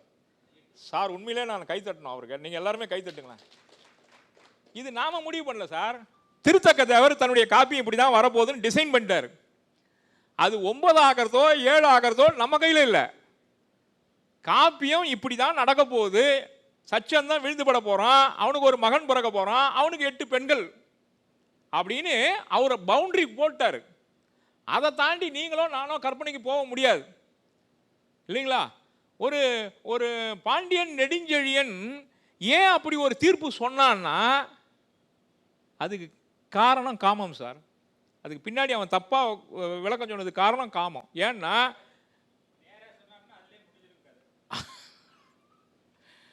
அதுபோல அந்த சிலப்பதிகாரத்தில் ஒரு அருமையான இடம் அது. அது நிறைய பேருக்கு பின்னாடி இருக்கிற புலன் தெரியாது. அவங்க 2 பேரும் உட்காந்து நடனத்தை பார்த்துட்டு இருக்காங்க. நடனத்தை பார்த்துருக்கும்போது இவன் என்ன பண்ணுறான்? பாண்டியன் நெடுஞ்செழியன் ஆட்டத்தை ரசிக்கவில்லை, ஆளை ரசிக்கிறான். பக்கத்தில் உட்காந்து தான் புருஷனா பொண்ணை ஒன்றா குடும்பம் பண்ணிட்டு இருக்காள். இவன் எப்படி பார்க்குறான்னு அவளுக்கு தெரியாதா? இவன் பார்வை வித்தியாசப்படுறத பார்த்துட்டு இருக்கிறான். அவள் கண் முன்னாடியே நீ இன்னொரு பெண்ணை ரசிக்கிறத எந்த மனைவி ஒத்துப்பா? உடனே அவன் என்ன பண்ணுறான்? எனக்கு தலைவலிக்குதுன்னு எழுந்து போட்டுறான். இவன் மேலே இருக்கிற கோபத்தில் இவன் ஏன்டா இந்த நடத்தனை விட்டுட்டு எழுந்து போகிறான்னு சொன்னால் இவன் புரிஞ்சுக்கணும் தான் மனைவி ஏன் எழுந்து போகிறான்னு. ஐயோ அவளை போய் டாலரேட் பண்ணுறது பெரிய விஷயம் ஆகிடும், டைம் ஆகிடுச்சுன்னா அவன் இன்னும் உச்சத்துக்கு போயிடுவான்ட்டு இவன் எழுந்து ஓடுறான். அந்த நேரம் பார்த்து தான் பொற்கொள்ளன் உள்ளே நுழைகிறான். அவங்க போய் இவர் பின்னாடி துரத்தி போகும்போது அவன் உள்ளே நுழைஞ்சிட்டான். உள்ளே நுழைஞ்சோடனே இவருக்கு ஏற்கனவே எங்கே ஓடிங்குது? ஐயோ சூப்பராக பார்த்துட்டு இருந்தேனே கெடுத்துட்டாலேன்னு அந்த காம பின்னத்தில் ஓடுறாரு. ஓடும்போது ராஜா நாம் அரசினுடைய சிலம்ப திருந கல்வன் கிடச்சிட்டான். அப்போ தான் அந்த காம பித்தோட சொன்ன வார்த்தை தான் கொன்ற சிலம்பை கொண்டிருக்கு. ராணியை சாட்டிஸ்ஃபைட் பண்ண, ராணியை சாட்டிஸ்ஃபைட் பண்ண போல சார். அந்த சூழ்நிலையில் ஓடிட்டு இருக்கும்போது அவன் சார் ஒரு கேஸை எங்கே சார் ஜட்ஜ்மெண்ட் பண்ணணும்? அரியணையில் உட்காந்து தானே தீர விசாரிக்கணும். விசாரிக்கவும் இல்லை, சொன்னது அரண்மனையும் இல்லை, அரச சபையும் இல்லை, அந்த புறத்தில் போய் ஒரு தீர்ப்பு சொன்னால் அது எப்படி சார் சரியா இருக்கும்? அப்ப ஆராயாமல் தீர்ப்பு சொன்ன பாண்டியன் நெடுஞ்செழியன் குற்றமே. இது பட்டிமன்றத்துக்குள்ள போவாது. அப்போ அவன் ஏன் ஆராயாம தீர்ப்பு சொன்னான்னா அந்த காமம் தலைக்காரனதுனால சரி இந்த நாளைக்கு அரண்மனை கொண்டு வர அந்த கேஸை அவன் எங்க இருக்கான் முதல்ல அவனை மட்டும் கைது பண்ணி வைடான்னு சொல்லியிருக்கணும். அவன் நியாயமா செய்தா அதானே சார் பண்ணியிருக்கணும். அப்போ ஆராயாமல் தீர்ப்பு சொன்னதான் மிகப்பெரிய தப்பு அவனுக்கு. புரியுதுங்களா? இப்படி இது ஏன் இப்படி பண்ணாரு? ஏன் அவன் போய் அந்த இடத்துல போய் ஒரு ஜட்மெண்ட் சொல்லுவான் ஒரு ராஜா? நாம கற்பனை பண்ண முடியாது. காப்பியத்தினுடைய அழகுக்கு அப்படிதான் கொண்டு போவார் அவங்க கற்பனை பண்ணி. அப்போ நான் அந்த பாப்பா கிட்ட இவர் சொன்னதான் சொன்னேன், இங்க பாருமா நீ சொன்ன மாதிரி ஏன் 8 பெண்களை மணந்தானே அவர் பதிகத்திலே பாடிட்டார். பதிகம்ன்றது இந்த காப்பியத்தினுடைய சுருக்கம் அங்க சொல்லிட்டார். 2வது விஜயமாதேவி கனவு மூலியமா 8 தாண்டதை டிஃபைன் பண்ணிட்டார். நாம அதுக்கு மேல போய் எதுவும் சொல்ல முடியாதுன்னு சொல்ல பாருங்க. எனக்கு வைவா நடத்த வந்தவர் திருச்சி பாரதிதாசன்ல இருந்து அலிபாவு என்ற ஒரு மிக அற்புதமான ஒரு பேராசிரியர். இந்த கேள்விக்கு பதில் சொன்ன உடனே you are the doctor sir அப்பவே சொல்லிட்டார். இவருக்கு முனைவர் பட்டம் சிறப்பாக வெகுமதியோடு வழங்கப்படுகிறது. அந்த ஒரு கேள்விக்கு நான் பதில் சொன்னதுனால. ஏன்னா இதுக்கு பதில் சொல்ல முடியாது. இருக்கலாமா 7 கூட மன்னிச்சிருக்கலாம், ஏனோ தெரியல திருத்தகவர் அப்படி பண்ணிட்டாருன்னு அப்படி ஒரு விளக்கம் சொல்லியிருந்தேன்னா எனக்கு அன்னைக்கு டாக்டரேட் கிடையாது. அதுதான் உண்மை. அப்படி டிசைன் பண்ணி வச்சுட்டாரு. இப்படி இவன் என்ன பண்றான்? இப்போ சச்சந்திரன் வாங்க, சச்சந்திரன் என்ன பண்றான்? நான் கதவை திறந்து பார்க்கறான், 4 வகை படையும் ரவுண்ட் அப் பண்ணி நிக்குது. 4 வகை படையை ரவுண்ட் அப் பண்ணி நின்ன உடனே இவன் என்ன பண்றான்? பார்க்கறான். ஆங்கிலத்தில் இவர் எழுதின ஷேக்ஸ்பியர்ஸ்ல வரும், மேகபத் யூ ப்ரூட்டோஸ். டேய் நீயாடா? ஜூலியஸ் சீசர்ல நீயாடா? முதுகுல குத்திட்டியான்னு அவனை கேட்கல சார், கேட்கல அவனை. எப்பவுமே வளர்த்த கடா மாறல பாயும் பாருங்க, அப்படி சொல்லுவாங்க பாருங்க. இவனா எதிரி, இவனா என்ன கொல்றது நிற்கிறான், இவனா என்னுடைய 4 வகை படையை தடுத்து நிறுத்துறான். டேய் நான் தானே ராஜ்யம் கொடுத்தேன் அவனுக்கு. இதெல்லாம் பேசுறதுக்கு நேரம் இல்லை. போர் தான் முடிஞ்சு போச்சு. இப்போ உடனே காப்பாற்றணும். எட்டி பார்க்குறான், நடக்குது. உடனே ஓடுறான். ஓடி போய் ஒரு அரசனுக்கு அழகு, ஒரு ஆண் மகனுக்கு அழகு, எதிரியிட தன்னுடைய பெண், தன்னை சார்ந்தவர்கள் துன்பப்படக்கூடாது, அவங்கள முதல்ல காப்பாற்றணும். அதான் ஒரு அரசனுக்கு அழகு. ஓடி போய் அந்த மயில்புரியில் விஜயமாதேவியை உட்கார வச்சு முதல்ல வெளியே அனுப்புகிறான். அப்போ அவள் சூழ்நிலையை புரிஞ்சுக்கிறா. ஐயோ நான் போக மாட்டேன் ராஜா. இப்போ இந்த தெருக்கூத்துலாம் பாடுவாங்க, போகாத என் கனவா, போகாத என் கனவான்னு பாட்டெலாம் வரும். அந்த மாதிரிலாம் அவனை விட்டுட்டு இவ அழுது பெறல. சூழ்நிலையை புரிஞ்சுக்கிட்டா. ரைட், கனவுல வந்துடுச்சு, இதான் நடக்க போகுது. மயில்புரியில் உட்காந்துட்டா, சோர்ந்து விழறா, எல்லாம் நடக்குது. அப்போ அவளுடைய உணர்ச்சிகள் எல்லாம் தெரியுது. அப்போ அவன் என்ன சொல்கிறான்? திருத்தக்க தேவர் ஒரு அருமையான வார்த்தை போடுறாரு. இதான் இந்த காப்பியத்தை நடத்துது. இதுக்கு மேலே இந்த காப்பியத்தை வளர்த்துற ஒரு வார்த்தை என்னன்னா, நங்கை நீ நடக்கல் வேண்டும்.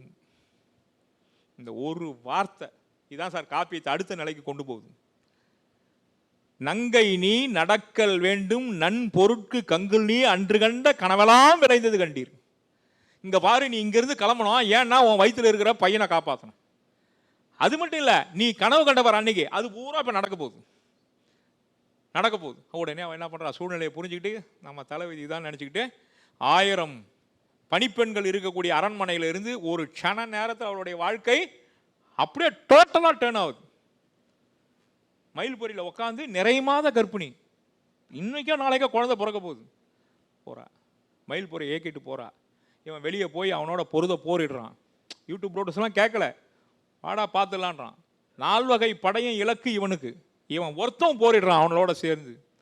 அப்போது அந்த இடத்துல ஒரு சின்ன விஷயம், இவன் ஆயுதங்கள்லாம் போயிடுச்சு, இவன்கிட்ட ஆயுதம் இல்லை. அப்போது இவன் எதிரி நிற்கிறான், கட்டிங்காரன் நிற்கிறான். அப்போ என்ன பண்ணுறான்னா, மார்பில் பாஞ்ச அம்பை பிடுங்குறான் சார். பிடுங்குனா அது வளையுது, வளைஞ்சு வெளியே வருது. ஏன் சார் வளையுது?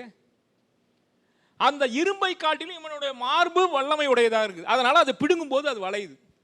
திருத்தக்க தேவர் எப்படி காமிக்கிறார் பாருங்க, அவனுடைய நெஞ்சுரத்தை காமிக்கிறார். இப்போ வளைஞ்ச அம்பை அவன் மேலே போட முடியாது, அதை வளைஞ்ச அம்பை நிமித்தணும். அப்போ என்ன பண்ணுறாரு? அந்த அம்பை எடுத்து பக்கத்தில் ஒரு யானை இறந்து கிடக்குது, அது தந்தத்துக்கு இடையில விட்டு அந்த அம்பை நிமித்துறான் சார். இவ்வளவு சிறப்பாக ஒரு வீரத்தை பாடின காப்பியம் எதுவும் கிடையாது. அதை நிமித்தி அடிக்கிறான் சார். இருந்தாலும் என்ன பயன்? அவன் நாட்டு ஏமாகாத நாட்டு படைக்கு அது தோல்வி ஆயிடுன்றதுனால அவன் என்ன பண்ணுறான்? போர்க்களத்தில் எழுந்து நிற்கிறான். நிற்கும் பொழுது சார், சமணத்தில் 4 வகையாக தியானத்தை சொல்லுவாங்க. ஆர்த்த தியானம், ரௌத்ர தியானம், தர்ம தியானம், சுக்ல தியானம்னுவாங்க.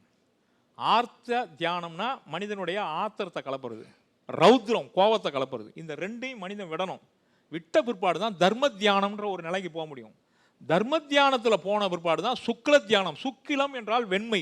இந்த ஆன்மாக்குள்ளே இருக்கக்கூடிய ஆசாபாசங்கள், விருப்பு வெறுப்புகள் எல்லாத்தையும் துறந்து ஒரு தூய ஆன்மாவோடு நின்று தியானம் பண்ணுற பாருங்க, அந்த நிலை தான் சுக்ல தியானம். போர்க்களத்தில் நிற்கிறான் சார். இவங்கிட்ட ராஜ்யத்தை சண்டை போட்டு அந்த ராஜ்யத்தை பிடிங்கி நாம் என்ன பண்ண போகிறோம்? நம்ம வாழ்நாள் முடிஞ்சுது, இனி நம்ம அவனோட இருக்கிற வெறுப்போடு நம்ம உயிரை விடக்கூடாதுன்னு சொல்லிட்டு தான் வைத்திருந்த கேடயத்தையும் அம்பையும் கீழே போட்டுட்டு பஞ்சமந்திரம் என்று சொல்லக்கூடிய சமணத்தில் நமோ அரகந்தானம், நமோ சித்தானம், நமோ ஐரியானம், நமோ ஓத்தியாயனம், நமோ லோயே சவ்வசாகனம் என்று சொல்லக்கூடிய 5 குறவர்களுடைய வணக்கத்தை சொல்லி எல்லாத்தையும் கீழே போட்டுட்டு க்ஷண நேரத்தில் எதிர நிற்கிறவன் எதிரி, துரோகி, உட்பகை நினைக்கல. நம்முடைய 4 வகை படையே நம்மளை தாக்க நினைக்குதே, இந்த கோபம் அவனுக்கு இல்லை. மனைவி என்ன ஆனாலோ அதுவும் நினைக்கல. தான் என்பதை மறந்து தன்னுடைய ஆண்மனை நினைத்து தவக்கோலத்தில் நிற்கிறான் போர்க்களத்தில். ஒரு போர்க்களத்தில் ஒரு அரசன் தவக்கோலத்தில் நிற்பது மிகப்பெரிய கடினம். க்ஷண நேரத்தில் அவனை மாற்றி காண்பிக்கிறார் திருத்தக்க தேவர். அவன் அப்படி போர்க்களத்தில் நிற்கிறான், தவ கோலத்தில். கட்டிங்காரனுடைய அம்பு பாய்கிறது, சச்சந்தன் இறந்து படுகிறான். இறந்து பட்ட உடனே போர்க்களத்தினுடைய வெற்றி முரசு முழங்குகிறது. அந்த ஒளி வானிலே சென்று கொண்டிருக்கக்கூடிய விஜயமாதேவி செவிமடுக்கிறாள். எப்படி கிளைமாக்ஸ் கொண்டு போறார் பாருங்க. அவன் அதுவரையிலும் இயக்கிட்டு இருந்தவ வெற்றி முரசு கேட்ட உடனே, வெற்றி முரசு ஒலிக்கிறது என்று சொன்னால் தன்னுடைய கணவன் இறந்துபட்டு விட்டான் என்பதை சிம்பாலிக்கா அந்த ஒளி அவளுக்கு சொல்லுது. அவளுக்கு அந்த செய்தியை சொல்றதுக்கு திருத்தக்கதை அவர் பயன்படுத்துவது வெற்றி முரசு. ஐயோ கணவன் இறந்து விட்டானே என்று இயக்கக்கூடிய அந்த இயக்க பொறியை நிறுத்தி விடுகிறாள். நிறுத்திய உடனே மயக்கத்தில் சோர்ந்து விடுகிறாள். ஐயோ கணவன் இறந்து பட்டுட்டானே எதிரியின் மூலமாக. அந்த மயக்கத்திலே அவள் பொறியை இயக்குவதை நிறுத்தி விடுகிறாள். அந்த மயில் பொறி மெல்ல மெல்ல மெல்ல மயில் தரையில் இறங்குவது போல இறங்குகிறது. இறங்கிய இடம் சுடுகாடு. இவராயிட்டும் போய் சுடுகாட்டில் பிறக்க வைக்கல. எப்படி அந்த கதையை கொண்டு போறாரு பாருங்க. வெற்றி முரசு ஒலிக்குது, அந்த கேட்ட க்ஷணம் இயக்கத்தை நிறுத்திடுறா. இயக்கத்தை நிறுத்தின உடனே அது கீழே இறங்குது. கீழே இறங்குற இடம் சுடுகாடு.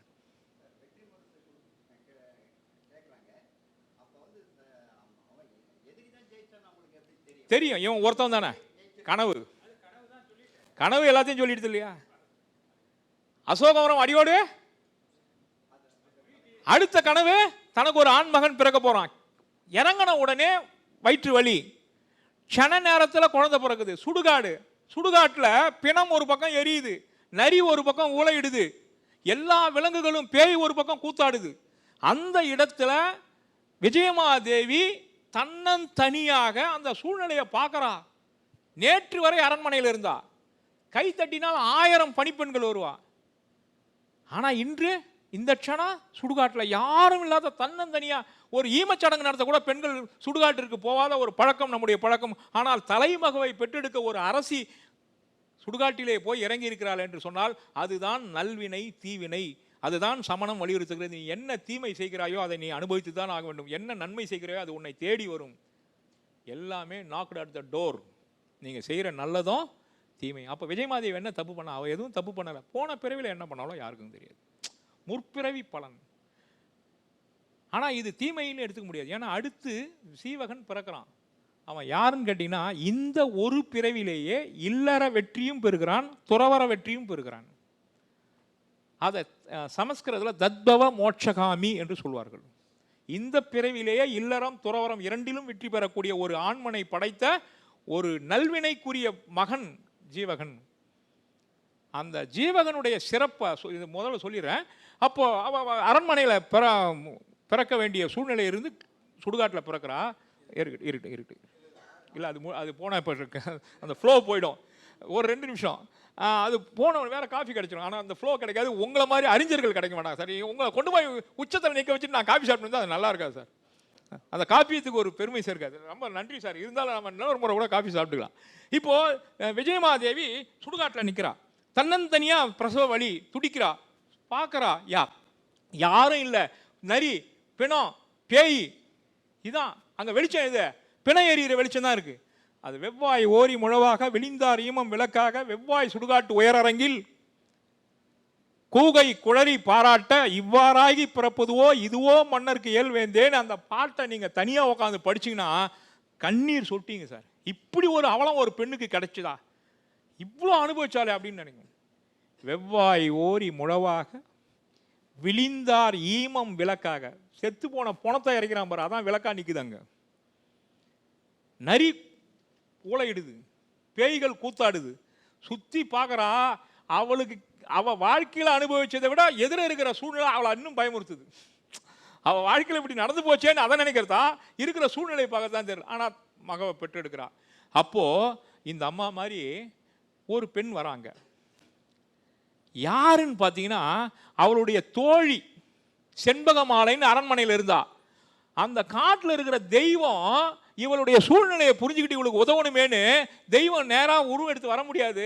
அதனால அவளுடைய தோழி செண்பகமாலை வடிவில் அவள் பக்கத்தில் வந்து அவளோட குழந்தை பெற்றெடுக்க உதவி பண்ணுது சார். எவ்வளோ ஆச்சரியம் பாருங்க. அதான் திக்கற்றவர்களுக்கு தெய்வமே துணை. அப்படி வந்து நிற்குது, குழந்தையை பெற்றெடுக்கிறா.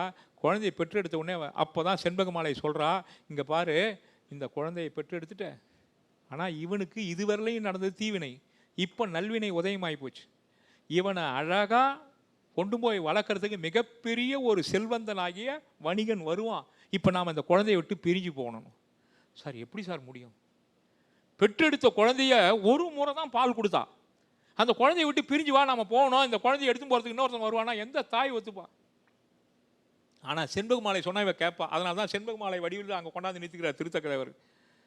ஐயோ, இவனை பெற்றெடுக்கிறதுக்கு புண்ணியம் பண்ணேனே தவிர இவனை வளர்க்குறதுக்கு நான் புண்ணியம் பண்ணல பற்றியா அப்படின்னு சொல்லிட்டு அந்த குழந்தைக்கு ஒரே ஒரு முறை பால் கொடுத்துட்டு அந்த ராஜ மோதிரத்தை, சச்சந்தன் பெயர் பொறித்த மோதிரத்தை அந்த குழந்தை மேலே வச்சுட்டு தன்கிட்ட இருந்த ஒரு துணியை கிழிச்சு போட்டுட்டு அந்த குழந்தைய படுக்க வச்சுட்டு செண்பக மாலை அவளும் ஒரு மரத்து பின்னாடி போய் நிற்கிறாங்க, மறைஞ்சு நிற்கிறாங்க. அப்போ தான் சொல்கிறா விஜயமாதேவி, சிந்தாமணியே கிடத்தியாள் அப்படின்னு. சிந்தாமணியாக பிறந்த, ஆனால் இப்படி உன்னை காட்டில் நரியும் சிங்கமும் புலியும் உரிமிக்கிட்டு இருக்கிற இடத்துல உன்னை விட்டுட்டு, பச்சிலம் குழந்தைய விட்டுட்டு நான் போகிறேனே.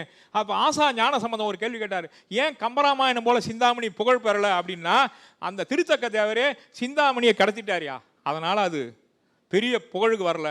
கிடத்தியால்னா படுக்க போட்டாருன்னு அர்த்தம். அந்த திருத்தக்க தேவருக்கு அதுக்கு இன்னொரு புலவர் விளக்கம் சொல்கிறாரு, குழந்தைய படுக்க தான் வைக்க முடியும், உட்கார வைக்க முடியுமா? அதுவும் தன்னந்தனியான சூழ்நிலை, அந்த சுடுகாட்டு சூழ்நிலையில் அந்த வார்த்தையை திருத்தக்க தேடி பிடிச்சி போட்டிருக்காரியா. சிந்தாமணியே கிடத்தியால். திக்கற்ற நிலையில் அந்த குழந்தையை படுக்க வச்சுட்டு போகும்போது அந்த வார்த்தையை தான் போட முடியும். அதனால தான் திருத்தக்கர் அதை போட்டார். ஆனால் ஆசா ஞான சம்பந்தம் இப்படி கேட்டாரேன்னு நிறைய பேர் வருத்தப்பட்டாங்க. அப்போ அது ஏன் வளரலன்றதுக்கு சிந்தாமணியை கடத்திட்டாரு திருத்தக்க தேவரே, அதனால தான் அது எழுந்து கம்பராமாயணம் போல் வரல. கம்பராமாயணத்துக்கு இணையான காப்பியம், ஆனால் அது வராது காரணம் இதான் அப்படின்னு அவருக்கு தெரிஞ்ச ஞானத்தில் அவர் சொல்லிட்டு போயிட்டார். ஆனால் சூழ்நிலை இருக்கிறதுல அப்படி போட்டார். அப்போது இவங்க மறைஞ்சு நிற்கும் போது கந்துக்கடன் ஒரு வணிகன் வரான். அவனுக்கு ஒவ்வொரு குழந்தையும் பிறகுது, பிறந்த உடனே இறந்து போகுது. அவன் சூழ்நிலை பாருங்கள். அப்போ என்ன பண்ணுறான், இது 7வது குழந்தையா 8வது குழந்தையா தெரியல, எடுத்துன்னு வரான். போகும்போது அப்படியே பிரகாசமாக ஒரு ஒளி வீசுகிற ஒரு குழந்தையை பார்க்குறான். இவன் குழந்தைய பார்க்குறான், செத்து போயிருக்கு. இங்கே பார்க்குறான், உயிரோடு இருக்குது. உடனே இந்த குழந்தையை போதிச்சுட்டு அந்த குழந்தைய எடுத்துக்கிட்டான் கையில். எடுத்துகிட்டு பார்க்குறான் மோதிரத்தை, சச்சந்தனுடைய மோதிரம். ஹா, இது சச்சந்தனுடைய மகன், இந்த ஏமாங்கத நாட்டினுடைய அரச வாரிசு, இவன் இளவரசன். தூக்கி புதையில் எடுக்கிற மாதிரி எடுத்துக்கிட்டான். எடுத்துகிட்ட உடனே அவளுடைய மனைவி தன்னுடைய இறந்த குழந்தைக்கு எப்படி திலகம் வச்சாலோ அதே மாதிரி இந்த குழந்தைக்கு திலகம் வைக்கிறான். ஒரு குழந்தைக்கு பிறந்தா வாழ்வாயின்னு ஒரு பொட்டு வைப்பாங்க, எந்த இறந்த குழந்தைக்கு வச்ச பொட்டு மாதிரியே இந்த குழந்தைக்கு பொட்டு வச்சுட்டு போய் வீட்டுக்கு போகிறான். ஒரு புதையல் கிடைச்ச மாதிரி சந்தோஷத்தை உள்ளே அடக்கிட்டான். இந்த குழந்தை யாருன்றதை மறைச்சி அந்த மோதிரத்தை உள்ளே வச்சுக்கிட்டான். மனைவி கிட்ட ஓடுறான், என்னடா இறந்த குழந்தையோட கையில் திரும்பி வராருன்னு அவள் ஆச்சரியம் தாங்காமல் பார்க்குறா. அவருடைய மனைவி இவன் கந்துக்கடன், இவனுடைய பேர், வளர்ப்பு தாயினுடைய பேர் சுனந்தை. அந்த சுனந்தை பார்க்குறா, ஐயோ என்ன இப்படி எடுத்துகிட்டு வர்றாருன்னு. அவன் ஓடி வந்து என்ன சொல்கிறான், இங்கே பார், உயிரோட இருக்கிற குழந்தைய தூக்கி இறந்து போச்சுன்னு சொல்லி கொடுத்துட்ட, உயிரோட இருக்கான் பார், நீ வச்ச திலகம் அப்படியே இருக்குது பார். அவளை சிந்திக்க விடாமல் என்ன பண்ணிட்டான், செத்து போன குழந்தை உயிரோட இருக்குது. அவன் என்ன பண்ணிட்டான், இது நம்ம குழந்தை தான், நான் ஆராய்ச்சி பண்ணல, அப்போ டெஸ்ட்லாம் பிளட் டெஸ்ட்லாம் எடுத்து பார்க்கல. உடனே என்ன பண்ணிட்டான், சந்தோஷம் மிகுதியில் 7 குழந்தை இறந்து போச்சு, நமக்கு இந்த குழந்தைய கிடைச்சதே போதும்ன்ட்டு தூக்கி அணைச்சி முத்தமிட்டு பால் கொடுக்க ஆரம்பிச்சுட்டான். இவன் ஒரு பெரிய விழா எடுக்கிறான். கட்டியங்காரன் ஆள் தேடுறான், ரவுண்ட் அப் பண்ணுறான். நிறைமாத கர்ப்பிணியாக போய்கிற விஜயமாதேவிக்கு ஒரு பையன் போதிருக்குமே, அவன் எங்கே இருக்கிறான் தேடுறான்னு இந்த 4 வகை படையும் காடு மலை எல்லாத்தையும் தேடுறாங்க. ஏன்னா அவன் நாளைக்கு பிறந்து நமக்கு சத்ருவாயிட போகிறான்னு. ஆனால் கந்துக்கடன் ஒரு மிகப்பெரிய விழா எடுக்கிறான். பையன் பிறந்திருக்கான், பர்த்டே, ஹாப்பி பர்த்டே கொண்டாடிட்டு இருக்கான். கட்டியங்காரன் அரண்மனையிலேருந்து பரிசு பொருள் கொடுத்து அனுப்புகிறான். ஏன்னா அரசனுக்கு இணையான வணிகன் இவன் வீட்டில் பர்த்டே நடக்குது, நம்ம அரண்மனையிலேருந்து பரிசு பொருளோடு போனால் யாரை தேடிங்கிறாலோ கொள்றதுக்கு அவனுக்கே அவன் பரிசு பொருளை கொடுத்து அனுப்புகிறான். எப்படிப்பட்ட ஒரு கிளைமேக்ஸ் பாருங்க. ஆக கந்துக்கடனுடைய மகனாக, ஒரு வணிகனுடைய மகனாக கட்டியங்காரன் அரண்மனையில் இருந்து யாரை தேடுகிறானோ, யாரை கொல்ல துடிக்கிறானோ அவன் எதிரிலேயே எதிரி ஆகிய அற்புதமான சீவகனாகிய காப்பிய தலைவன் நாளொரு மேனியும் புகழொரு வண்ணமாக வளர்ந்து வருகிறான். ஆய கலைகள் அத்தனையும் கற்கிறான். நேரம் வரும்பொழுது அவனை கொன்று அவனுக்கு உரித்தான ஏமாங்கத நாட்டினுடைய இளவரசாக அரியணையில் அமர்கிறான். அரியணையில் அமர்ந்த பிறகு, ராச சுகத்தை அனுபவித்த பிறகு, நல்லாட்சி அமைத்த பிறகு, இதெல்லாம் வாழ்க்கையில் நிலையில்லாதது என்பதை உணர்ந்து பகவான் மகாவீரரிடம் சென்று ஒரு வார்த்தை கேட்கிறான். எனக்கு இந்த ராஜ சுகம் அளிக்கவில்லை, எனக்கு சுகம் தரக்கூடிய வழியை காண்பிக்கவுன்றாரு. அப்போ என்ன சொல்றார் பகவான் மகாவீரர் சொல்றார், துரத்தல் மாண்பு என்று.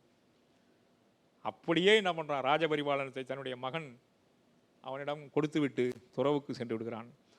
தவம், கடும் தவம் புரிந்து பிறவா நிலையாகிய முக்தி பதத்தை அடைகிறான்.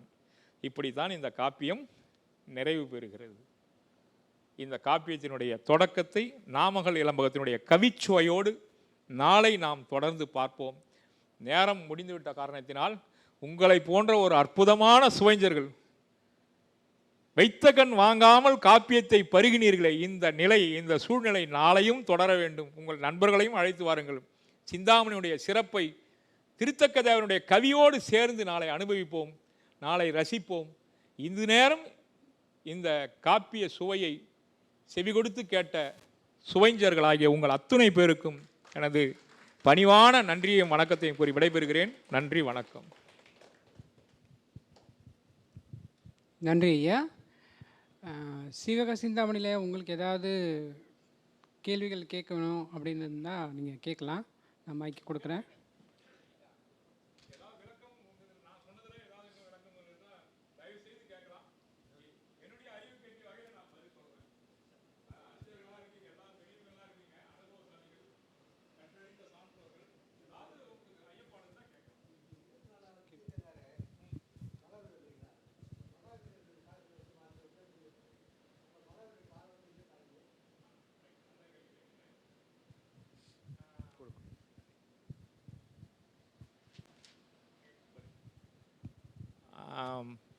குறிப்பாக வரலாற்றுக்கு முன்பட்ட காலம், வரலாற்றுக்கு பிற்பட்ட காலம்னு வரலாற்றையும் சரி இலக்கியத்தையும் சரி ரெண்டாக பிரிக்கிறாங்க. வரலாறு எழுத தொடங்கியது, வரலாற்று சுவடுகள் இருக்கக்கூடிய காலம் வரலாற்று காலம். வரலாற்றுக்கு முந்தைய காலத்துக்கு எந்த எவிடன்ஸும் கிடையாது. பகவான் மகாவீரர் எப்போ வாழ்ந்தார் அப்படின்றதுக்கு ஒரு ஒரு இப்படி தான் இருக்கும் அப்படின்னு நினச்சி ஒரு காலம் போட்டிருக்காங்க, சமணத்தில் இருக்குது. அந்த காலத்தோட குறிப்பிட்டோம்னா இது கிமு 7ஆம் நூற்றாண்டு. கிமு 7ஆம் நூற்றாண்டில் பகவான் மகாவீரர் வாழ்ந்திருக்கார். கிமு 324 அவருடைய பிறந்தது. அதை கணக்கு பண்ணும்போது 7ஆம் நூற்றாண்டுன்னு சொல்கிறாங்க. அதன் பிறகு நீங்கள் அதுக்கு முன்னாடி இருக்கக்கூடிய 23 தீர்த்தங்கரர்கள் வரலாற்றுக்கு அப்பாற்பட்ட வாழ்ந்தவர்கள். பகவான் மகாவீரர் காலம்தான் இதுதான் இருக்கும் அப்படின்னு குறிப்பிட்டிருக்காங்க. ஏன்னா அவர் எங்கே பிறந்தார், எங்கே மோட்சம் அடைஞ்சாருன்றதுலாம் வரலாற்று குறிப்பு இருக்குது. அதை வச்சு பார்க்கும்பொழுது இவர் 7ஆம் நூற்றாண்டில் பகவான் மகாவீரர் வாழ்ந்திருக்காரு. அந்த காலத்தில் இந்த காப்பிய தலைவன் ஜீவகனும் வாழ்ந்திருக்கிறான் அப்படின்றத தான் திருத்தக்க தேவர் பதிவு செய்திருக்கிறார்.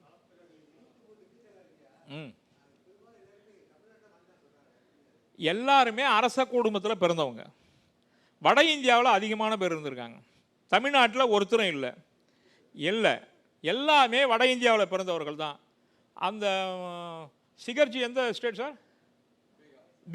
பீகார் ஜார்க்கண்ட் மாநிலத்தில் சிகர்ஜின்னு ஒரு இடம் இருக்குது, ஒரு பெரிய மலை இருக்குது. அந்த மலையில் 24 தீர்த்தங்களுடைய பாதம் இருக்குது. அந்த மலையில் தான் தவம் நோற்று உயிர் பிரிந்தார்கள் என்ற ஒரு வரலாற்று சோடு அந்த ஜார்க்கண்ட் மாநிலத்தில் இருக்குது. அங்கே தான் 24 தீர்த்தங்களும் மோட்சம். ஆனால் பகவான் மகாவீரர் பாவாபுரியில் மோட்சம் போயிருக்கார். ஆமாம், பாவாபுரியில் மோட்சம் அடைஞ்சிருக்கார். பகவான் ரிஷபநாத சார் கைலாசகிரி சார். எது சார்? தீர்த்தங்கரர்கள் இங்கே பிறந்து வளர்ந்ததா எவிடன்ஸ் எதுவும் கிடையாது.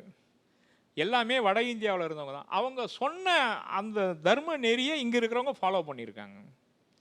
வரலாற்று செய்திப்படி பார்த்தீங்கன்னா செஞ்சியில் இருக்கக்கூடிய திருநாதர் குன்றுன்னு ஒரு இடம் இருக்குது. அங்கே 24 தீர்த்தங்களுடைய உருவம் இருக்குது.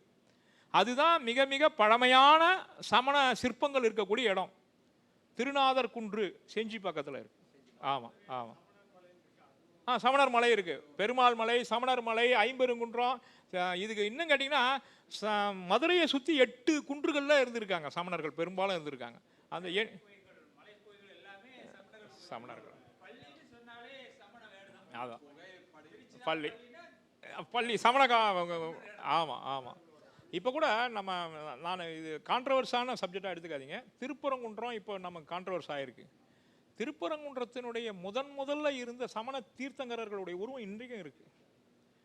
சமணர்கள் குறுகி விட்டாங்க, அருகி விட்டாங்க. அதை கேட்பாரற்று கிடக்கிறதுனால அடுத்து வந்தவங்க என்ன பண்றாங்க, அவங்களுடைய தெய்வத்தை அங்க பொறிச்சு அவங்க வழிபாட்டுக்கு எடுத்துறாங்க.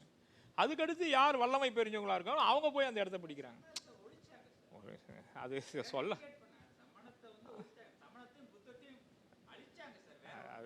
அது நம்ம அது கான்ட்ரவர்ஸ் ஆகிடும்.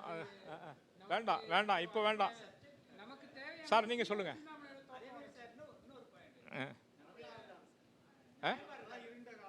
அதுதான் அது நம்ம உள்ள போனோம்னா அது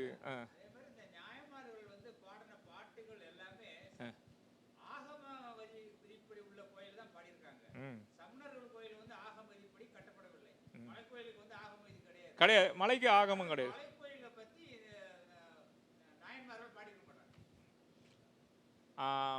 இது அடுத்து சிந்தாமணியில் வேற ஏதாவது சந்தேகம் இருக்கா சார்?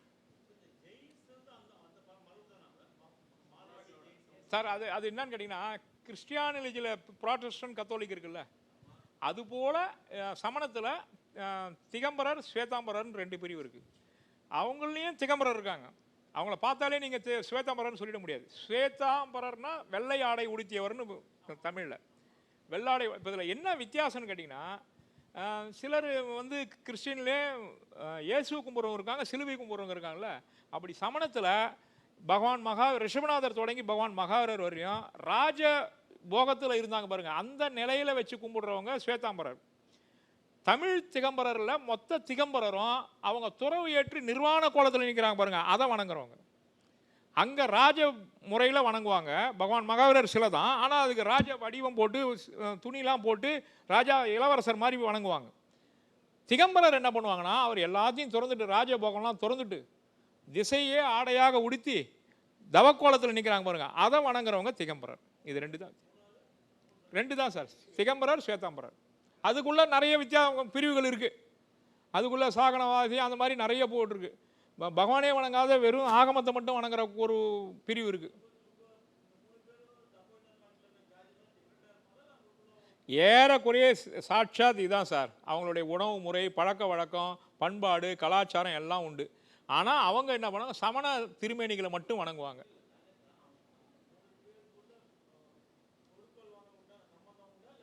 அது வந்து மொழியில் வித்தியாசம் ஆகி போடுது. அவங்க ஹிந்தி தாய்மொழி, இங்கே இருக்கிறவங்களுக்கு தமிழ் தாய்மொழி. திருத்தக்க தேவர் முதல் கொண்டு இங்கே எழுதின அத்தனை பேர், சூளாமொழி எழுதின தோளாமொழி தேவரிலிருந்து அத்தனை பேரும் தமிழ் முறைப்படி இருக்காங்க.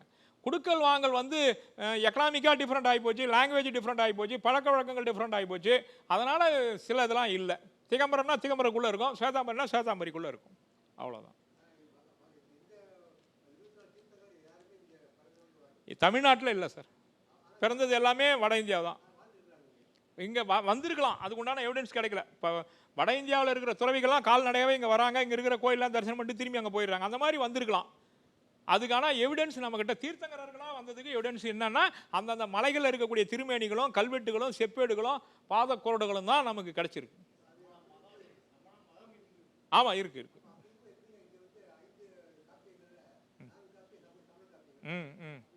இங்கே இருக்கிறவங்க சார், அவங்க வந்து எங்கேயோ இருந்து வந்தவங்க இல்லை சார். இங்கே இருந்து, இங்கே பிறந்து, இங்கே வளர்ந்து தமிழை தாய்மொழியாக கொண்டவர்கள் தான் தமிழை படிச்சுட்டு தமிழ் எழுதியிருக்காங்க. அதனால் அவங்க வேறு நாட்டில் இருந்தோ வேறு கிரகத்தில் இருந்தோ யாரும் வரல. நம்ம ஊரில் நம்மோட பிறந்து வளர்ந்தவங்க தான் தமிழை கற்றுட்டு முறையாக இலக்கணத்தை படித்து, இந்த நூலுக்கு இலக்கணம் எதுன்னு நச்சினியாருக்கு நீர் எழுதியிருக்காரு. அகத்தியமும் தொல்காப்பியம் தான் இந்த சிந்தாமணிக்கு இலக்கண நூல் அப்படின்னு இருக்காரு. ஏன்னா அந்த 2னுடைய முறைப்படி எழுதியிருக்காராம். இந்த நூலுக்கு இலக்கணம் அது 2. இன்னொன்று தெரியுங்களா, ஏற்றுக்கிட்டு உண்மை. இன்னொன்று என்ன தெரியுங்களா, தன்னுடைய மத கோட்பாடுகளை பரப்பணும்னா எல்லா மக்களுக்கும் தெரிஞ்ச மொழி எது, அதில் எழுதினா தான் எல்லாரும் படிப்பாங்க. அதனால் தமிழை எல்லாரும் சைவம், வைணவம், கிறிஸ்துவம், இஸ்லாம் எல்லாமே தமிழை கையில் எடுத்துக்கிட்டு அதில் கவி பாடினாங்க. அதில் கவி பாடுறதுக்கு காரணம், தன்னுடைய கொள்கைகள் எல்லாருக்கும் போய் சேரணும்னா எல்லாருக்கும் தெரிஞ்ச ஒரு மொழியை கையில் எடுக்கணும். அப்படி எடுத்து தமிழுக்கும் தொண்டாற்றினார்கள், தன்னுடைய மதத்திற்கும் தொண்டாற்றினார்கள். நாம் இந்த இலக்கியத்தை எப்படி பார்க்கணும்னா, அவங்களுடைய கொள்கை கோட்பாடுகள்லாம் படிப்போம், அதுக்கு மரியாதை கொடுப்போம். இருந்தாலும் தமிழில் என்னென்ன புதுமைகள் செய்திருக்காங்க, தமிழை எப்படி அவங்க கையாண்டிருக்காங்க, அதிலிருந்து எத்தனை சொற்கள், புதிய சொற்களை பயன்படுத்திருக்காங்க, ஓமை எப்படி பயன்படுத்தியிருக்காங்க, ஓமையை எப்படி பயன்படுத்தியிருக்காங்க, கவி அமைப்பு எப்படி இருக்குது, புதிய சொற்கள் என்னென்ன இருக்குது, அப்படி இலக்கிய சுவையோடு நாம் அதை பார்க்க வேண்டும்.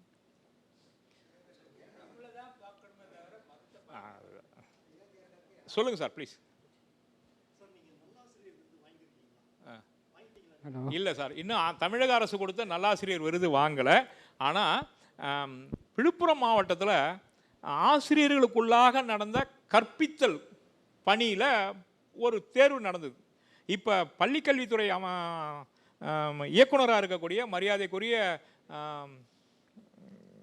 இவருங்க, அவர் பேர் கண்ணப்பன் சார், அப்போ அங்கே டிஓவாக இருக்கார் விழுப்புரத்தில்.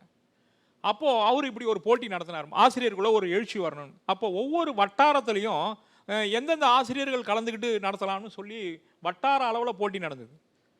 அப்போ வட்டார அளவில் நான் முதன்மை வந்தேன். அதன் பிறகு முதன்மை வந்த அப்போ 22 பிளாக் இருந்தது. 22 பிளாக்ல இருந்து 22 ஆசிரியர்கள் டிஓ சிஓ எதிர பாடம் நடத்தணும். அவங்க அப்போ தான் கொடுப்பாங்க தலைப்பு. அந்த தலைப்பை எப்படி நாம் அதாவது தொடங்குகிறோம், எப்படி அதை விளக்குறோம், எப்படி முடிக்கிறோம் அப்படின்றத பார்ப்பாங்க. அதுக்கு என்னென்னலாம் கற்பித்தலுக்கு தேவையான உபகரணங்கள் பயன்படுத்துகிறாங்க, எந்த சொற்களை பயன்படுத்துகிறாங்க அப்படின்றத பார்ப்பாங்க. அதுக்கு ஃப்ளோ வருதா அவங்களுக்கு அப்படிலாம் பார்த்து ஆராய்ச்சி பண்ணி அதன் பிறகு அந்த 22ல் ஒரு ஃபஸ்ட்டு தேர்ந்தெடுத்தாங்க. அதில் தேர்ந்தெடுத்ததில் நான் ஃபஸ்ட்டு வந்தேன். அதனால் அது சிகரம் தொட்ட ஆசிரியர் அப்படின்னு ஒரு அவார்டு கொடுத்து ராதாகிருஷ்ணனுடைய உருவம் தான் கொடுத்தாங்க அவார்டா, டாக்டர் ராதாகிருஷ்ணன். அப்போ சிகரம் தொட்ட ஆசிரியர்னு அவர் தலைப்பு கொடுத்தாரு. அது போட்டிக்கு அந்த பேரே சிகரம் தொட்ட ஆசிரியர், விழுப்புரம் மாவட்டம்.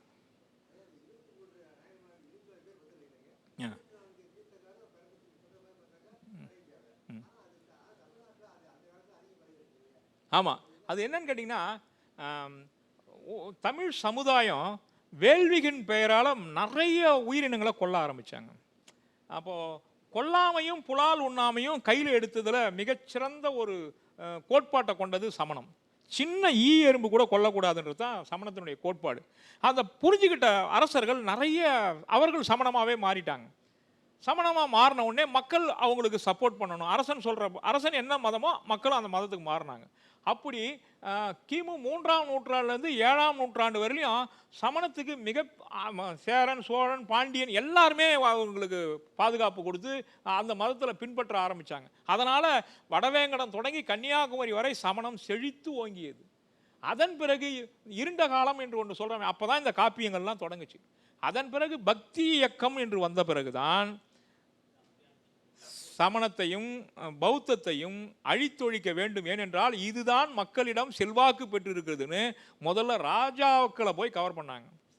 ராஜாக்களை கவர் பண்ணி அவங்கள மதமாற்றம் பண்ணி அதன் பிறகு தான் அந்த 2 மதங்களுக்கும் உண்டான சப்போர்ட்டை குறைச்சோம்னா தானாக விழுந்துரும்னு இப்படி பண்ணாங்க. அப்போ தான் நிறைய கோவில்கள்லாம் மாற்றப்பட்டது, சிலைகள் மாற்றப்பட்டது, கோவில்கள் அழித்தொழிக்கப்பட்டது. நிறைய நூல்களுக்கு ஆசிரியர் பெயர் தெரியவில்லைன்னா அவங்க நூலில் இருக்கக்கூடிய நூலாசிரியர்கள் பக்கத்தை பிச்சு போட்டுறது, இப்படி நிறைய நடந்தது.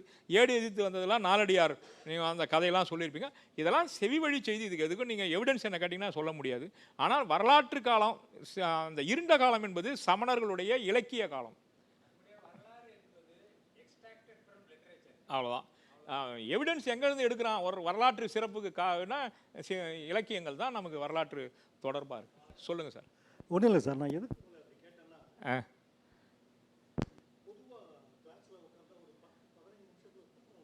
கண்டிப்பாக. ஓ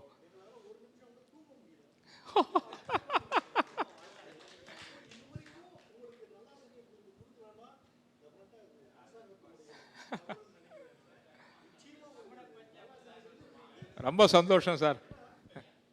இதை வந்துடுறேன். ரொம்ப மகிழ்ச்சி சார். ஆமாம் சார்.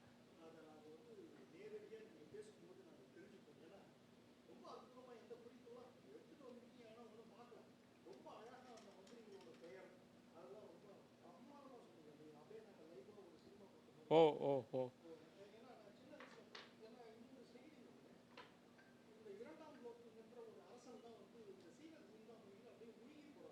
இல்லை, ஒரு நிமிஷம். அனபாய சோழன். ஆமாம், 2ஆம் குலோத்துங்கன். ஆமாம். அதை நீங்கள் கரெக்டாக சொல்லிட்டீங்க. அனபாய சோழன் 24 மணி நேரம் சிந்தாமணியே படிக்க ஆரம்பிச்சிட்டான். அரச பரிபாலனை கூட மறந்துட்டான். இதை பார்த்துட்டு இருந்த சேக்கிழார் தான் என்ன பண்ணுறாரு, ஐயோ இவன் விட்டா சமணனாக போயிட்டான், இன்னும் இருக்கிறவங்களையும் சமணன் ஆக்கிடுவான்றதுனால தான் அனபாய சோழன் என்ன பண்ணணும் மாற்றணுன்றதுனால அவர் கொஞ்சம் மாற்றி அதன் பிறகு இவர் ஒரு பெரிய புராணம் என்ற ஒரு அற்புதமான தமிழ் நூல், அது மிக பொக்கிஷம், அதை நாம் சொல்லலை. ஆனால் சிந்தாமணினால் கிடைச்சது பெரிய புராணம். அருமையாக சொல்லிட்டீங்க.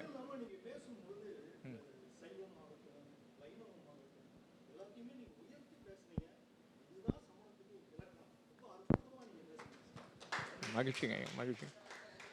ஆ,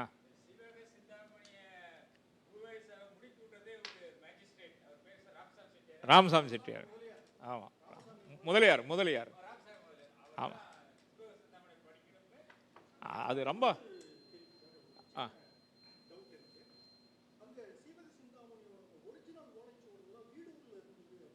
வீடூர் பூர்ணச்சந்திர சாஸ்திரியார் தான் கொடுத்தாருங்க. அவர் அதாவது 23 சுவடி கிடச்சி. இன்னொரு பியூட்டி என்னன்னு கேட்டிங்கன்னா, சமண மடத்துக்கிட்ட ஒரு சார், இதில் பியூட்டி என்னன்னு கேளுங்களேன். இந்த சிந்தாமணி சமண காப்பியம் சமண மடத்தில் கூட கிடைக்கல. சைவ வைணவ மடங்கள் தான் இந்த ஓலைச்சுவடியை காப்பாற்றி வச்சிருக்கு. அவங்க கொடுத்த கொடை தான் இந்த நூல் புத்தகமாகியிருக்கு. ஆமாம், காசி மடம், கும்பகோணம் மடம், மடங்களில் போய் நீங்களோ நானோ கேட்டால் கொடுத்துருக்க மாட்டாங்க. உவேசா போய் கேட்டதுனால கொடுத்துருக்காங்க. உவேசா போய் கேட்டு நிறைய சமணர்கள் கொடுக்காத விட்டுட்டாங்க.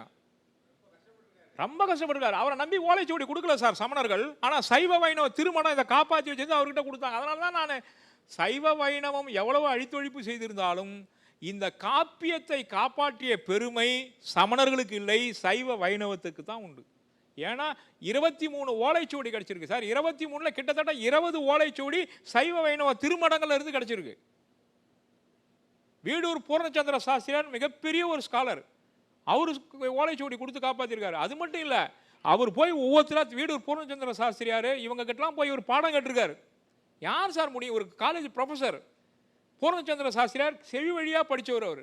அவர்கிட்ட இவர் உட்காந்து பாடம் கேட்டிருக்காரு, இந்த நூலை தெரிஞ்சுக்கணும். நான் இதிலிருந்து என்ன தெரிஞ்சுக்கிறேன்னா, நமக்கு தெரியாத ஒன்றை யார் ஒருவர் தெரிந்திருக்கிறார்களோ அவர்கள் வயது பார்க்காமல், நிறம் பார்க்காமல், குலம் பார்க்காமல் அவரிடம் நாம் மாணவனாக இருந்து கற்றுக்கொள்ள வேண்டும் என்பதை உவேசா நமக்கு கற்றுத்தருகிறார். அது அவர் அதை சொல்றார். அதை எனக்கு தெரியாத சமண ஆகமத்தை யார் சொன்னாலும் அவர்களிடம் நான் அமர்ந்து கைகட்டி மாணவனாக கேட்டு தெரிந்து கொண்டேன்றார். அவர் எவ்வளோ பெரியவர் சார். உவே சாமிநாத ஐயர் ஞானவான். அந்த ஞானத்தை எப்படி வளர்த்துக்கினார்ன்றது தான் நாம் தெரிஞ்சுக்க வேண்டியது அவர்கிட்ட இருந்து. நான் எவ்வளோ படிச்சிருக்கேன்னு மமதை ஒரு நிமிஷம் கூட அவர்கிட்ட வந்திருந்தால் இந்த காப்பியத்தை அவரால் எழுதியிருக்க முடியாது. உவேசா இன்னும் சொல்ல போனீங்கன்னா, நச்சினியார்க்கினியர் உரை எல்லா பாட்டுக்கும் எழுதலை. அவர் உரைக்கு ஒரு 10 உரை இருந்தால் தான் நம்ம புரிஞ்சிக்க முடியும். அவ்வளோ கடுமையான உரை அவருது. தமிழ்னு சொல்லலாமே தவிர கொடுந்தமிழ் புரிஞ்சிக்க முடியல. அந்த புரிஞ்சுக்க வைக்கிற பக்குவத்தை உவேசா கீழே குறிப்பு கொடுத்துருக்காரு. அப்போ சைவ சித்தாந்த நூற்பதிப்பு கழகம் தான் இந்த நூலையே வெளியிட்டுது. சமணம் யாரும் வெளியிடல. சைவ சித்தாந்த நூற்பதிப்பு கழகம் எதுக்கு வந்தது? சைவ நூல்களை வெளியிடுறதுக்கு வந்தது. ஆனால் அவங்க தான் இந்த சமண நூலை வெளியிட்டாங்க. ஆக முன்னால் இருந்தவர்கள் மதத்தின் பெயரால் தீமை செய்திருந்தாலும் பின்னால் வந்த சைவ வைணவர்கள் பெருந்தன்மையோடு இந்த காப்பியத்தை நம் கைகளில் தவழ விட்டு இருக்கிறார்கள். ஆகவே அவர்களுக்கு நாம் நன்றி கடன் பட்டிருக்கிறோம்.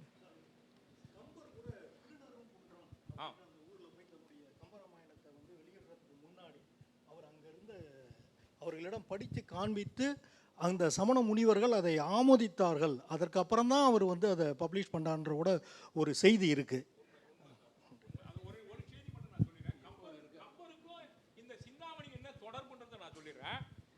கம்பர் தன்னுடைய காப்பியத்தை அரங்கேற்றம் பண்ணுறாரு.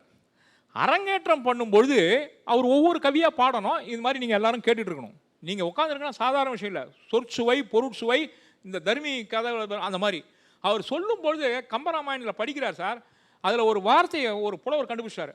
அந்த வார்த்தை என்னென்னா, அங்கை மீது உலகை வீசும் அப்படின்னு ஒரு கவியில் ஒரு வரி வருது. நிறுத்துன்ட்டார் எதில் உட்காந்த கவிஞர். இது சிந்தாமணி வரியாச்சுன்ட்டார். கம்பருக்கு எப்படி இருக்கு நினச்சி பாருங்க. கம்பர் கவி பாடுறாருங்க. கம்ப சக்கரவர்த்திங்க, கவி சக்கரவர்த்திங்க. அவனுடைய வீட்டு கட்டுத்தறியும் கவி பாடுங்க. அவன் பாடுறத ஒருத்தர் எழுந்து நின்று நிறுத்து, இது சிந்தாமணி வரின்ட்டார்.